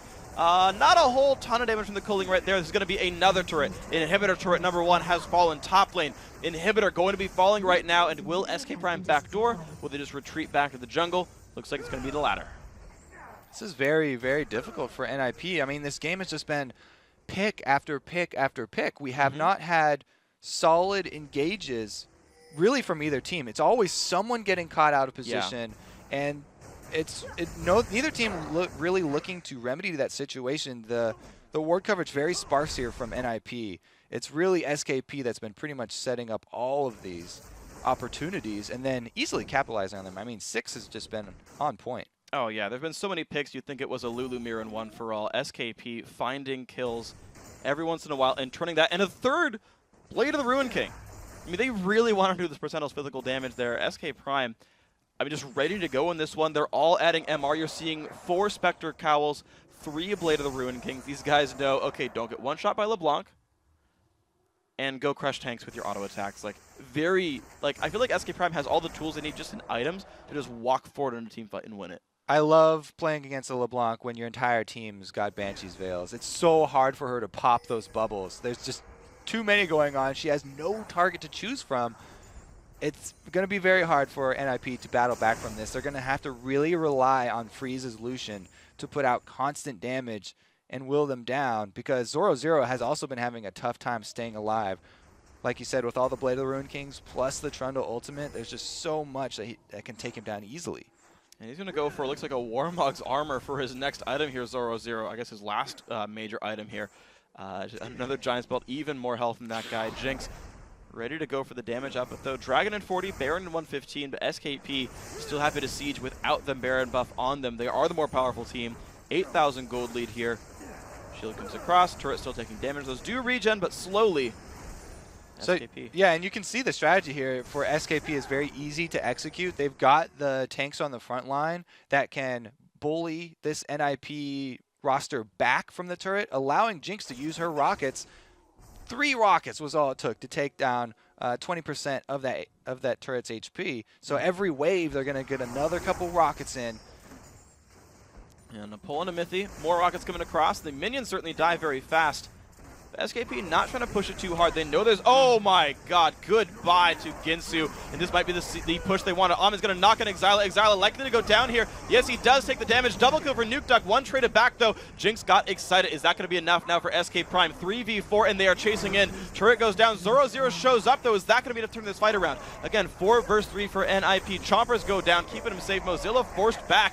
Nuke Duck making a big way in. 0-0 now. Not in the best spot right there, but Mozilla even worse. Another kill picked up. 3 for 1 in this battle. NIP turning things around. SKP was able to get down the inhibitor turret, though. That's 2 inhibitor turrets down. They do have to run for their lives, and Baron is up at this moment. So NIP have to be very careful with what they do with the health bars that they have to them. They could make a rush at Baron and try and get the ward control over that area set up, because that's really important at this time.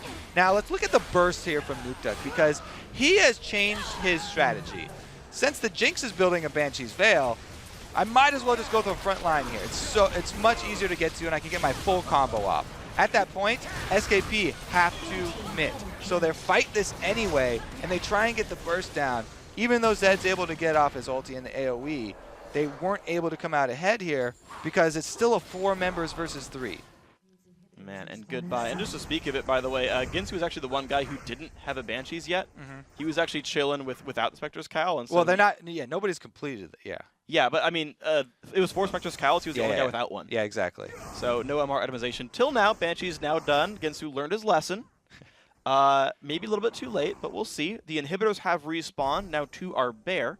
2 have, like, the top and mid inhibitors have no turrets in front of them, but NAP have stopped having super minions flood into their base.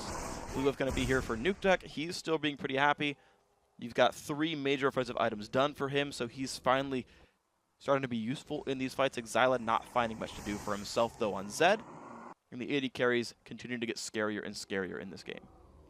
So we've got 2 targets off the table for Nuke Duck. Unless they're able to pop those Banshee's Veil early, then he won't be able to 100% burst, and we won't have the exact same story as we saw last game.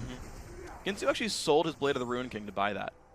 Well, he just had a very painful awakening to how this game is working.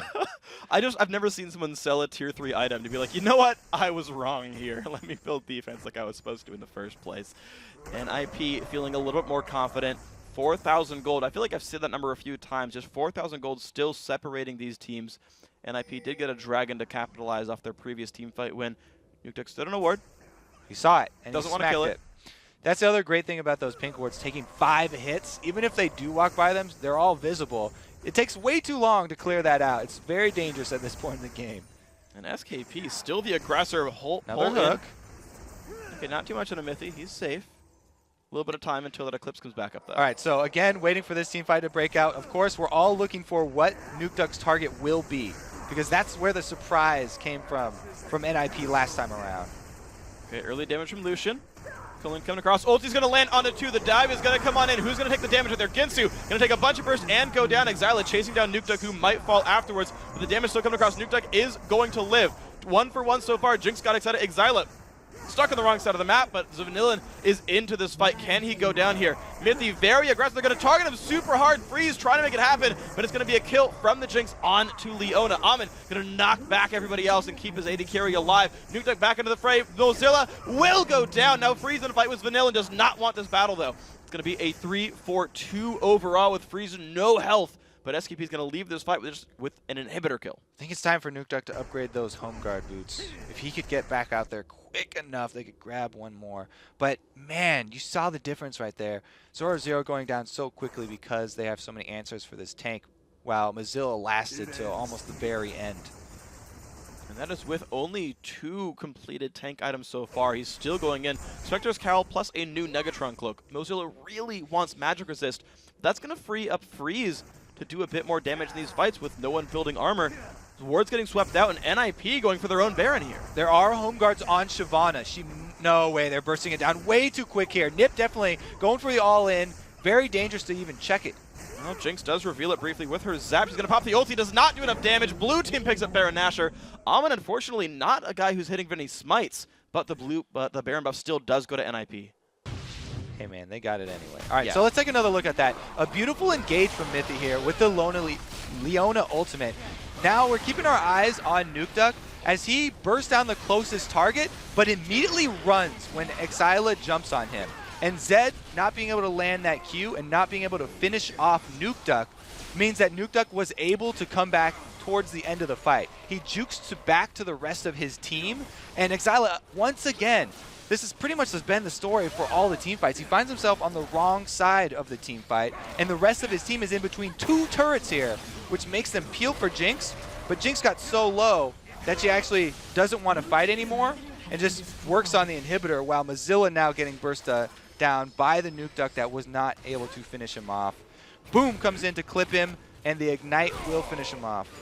Nice. Or the Chain Explosion. Yeah, Chain Explosion does it. Freeze forced back. One more crit, he would have died. Wouldn't have won that fight, so a wise way to disengage. Kill score pretty close, 14-17. Gold lead, only 3.5K now. SK Prime looking for the top lane this time. Still the team that feels like the one with the advantage. Problem is, NIP is wearing a Baron buff here, and SKP still wants to fight. SKP are wearing 4 Banshee's Veils now, and 1 that just needs to be completed with a recipe. They're so close to it. And they're just pressing the advantage even with Baron buff here, but those are their 2 main engage tools. Pillar and Hook have been used.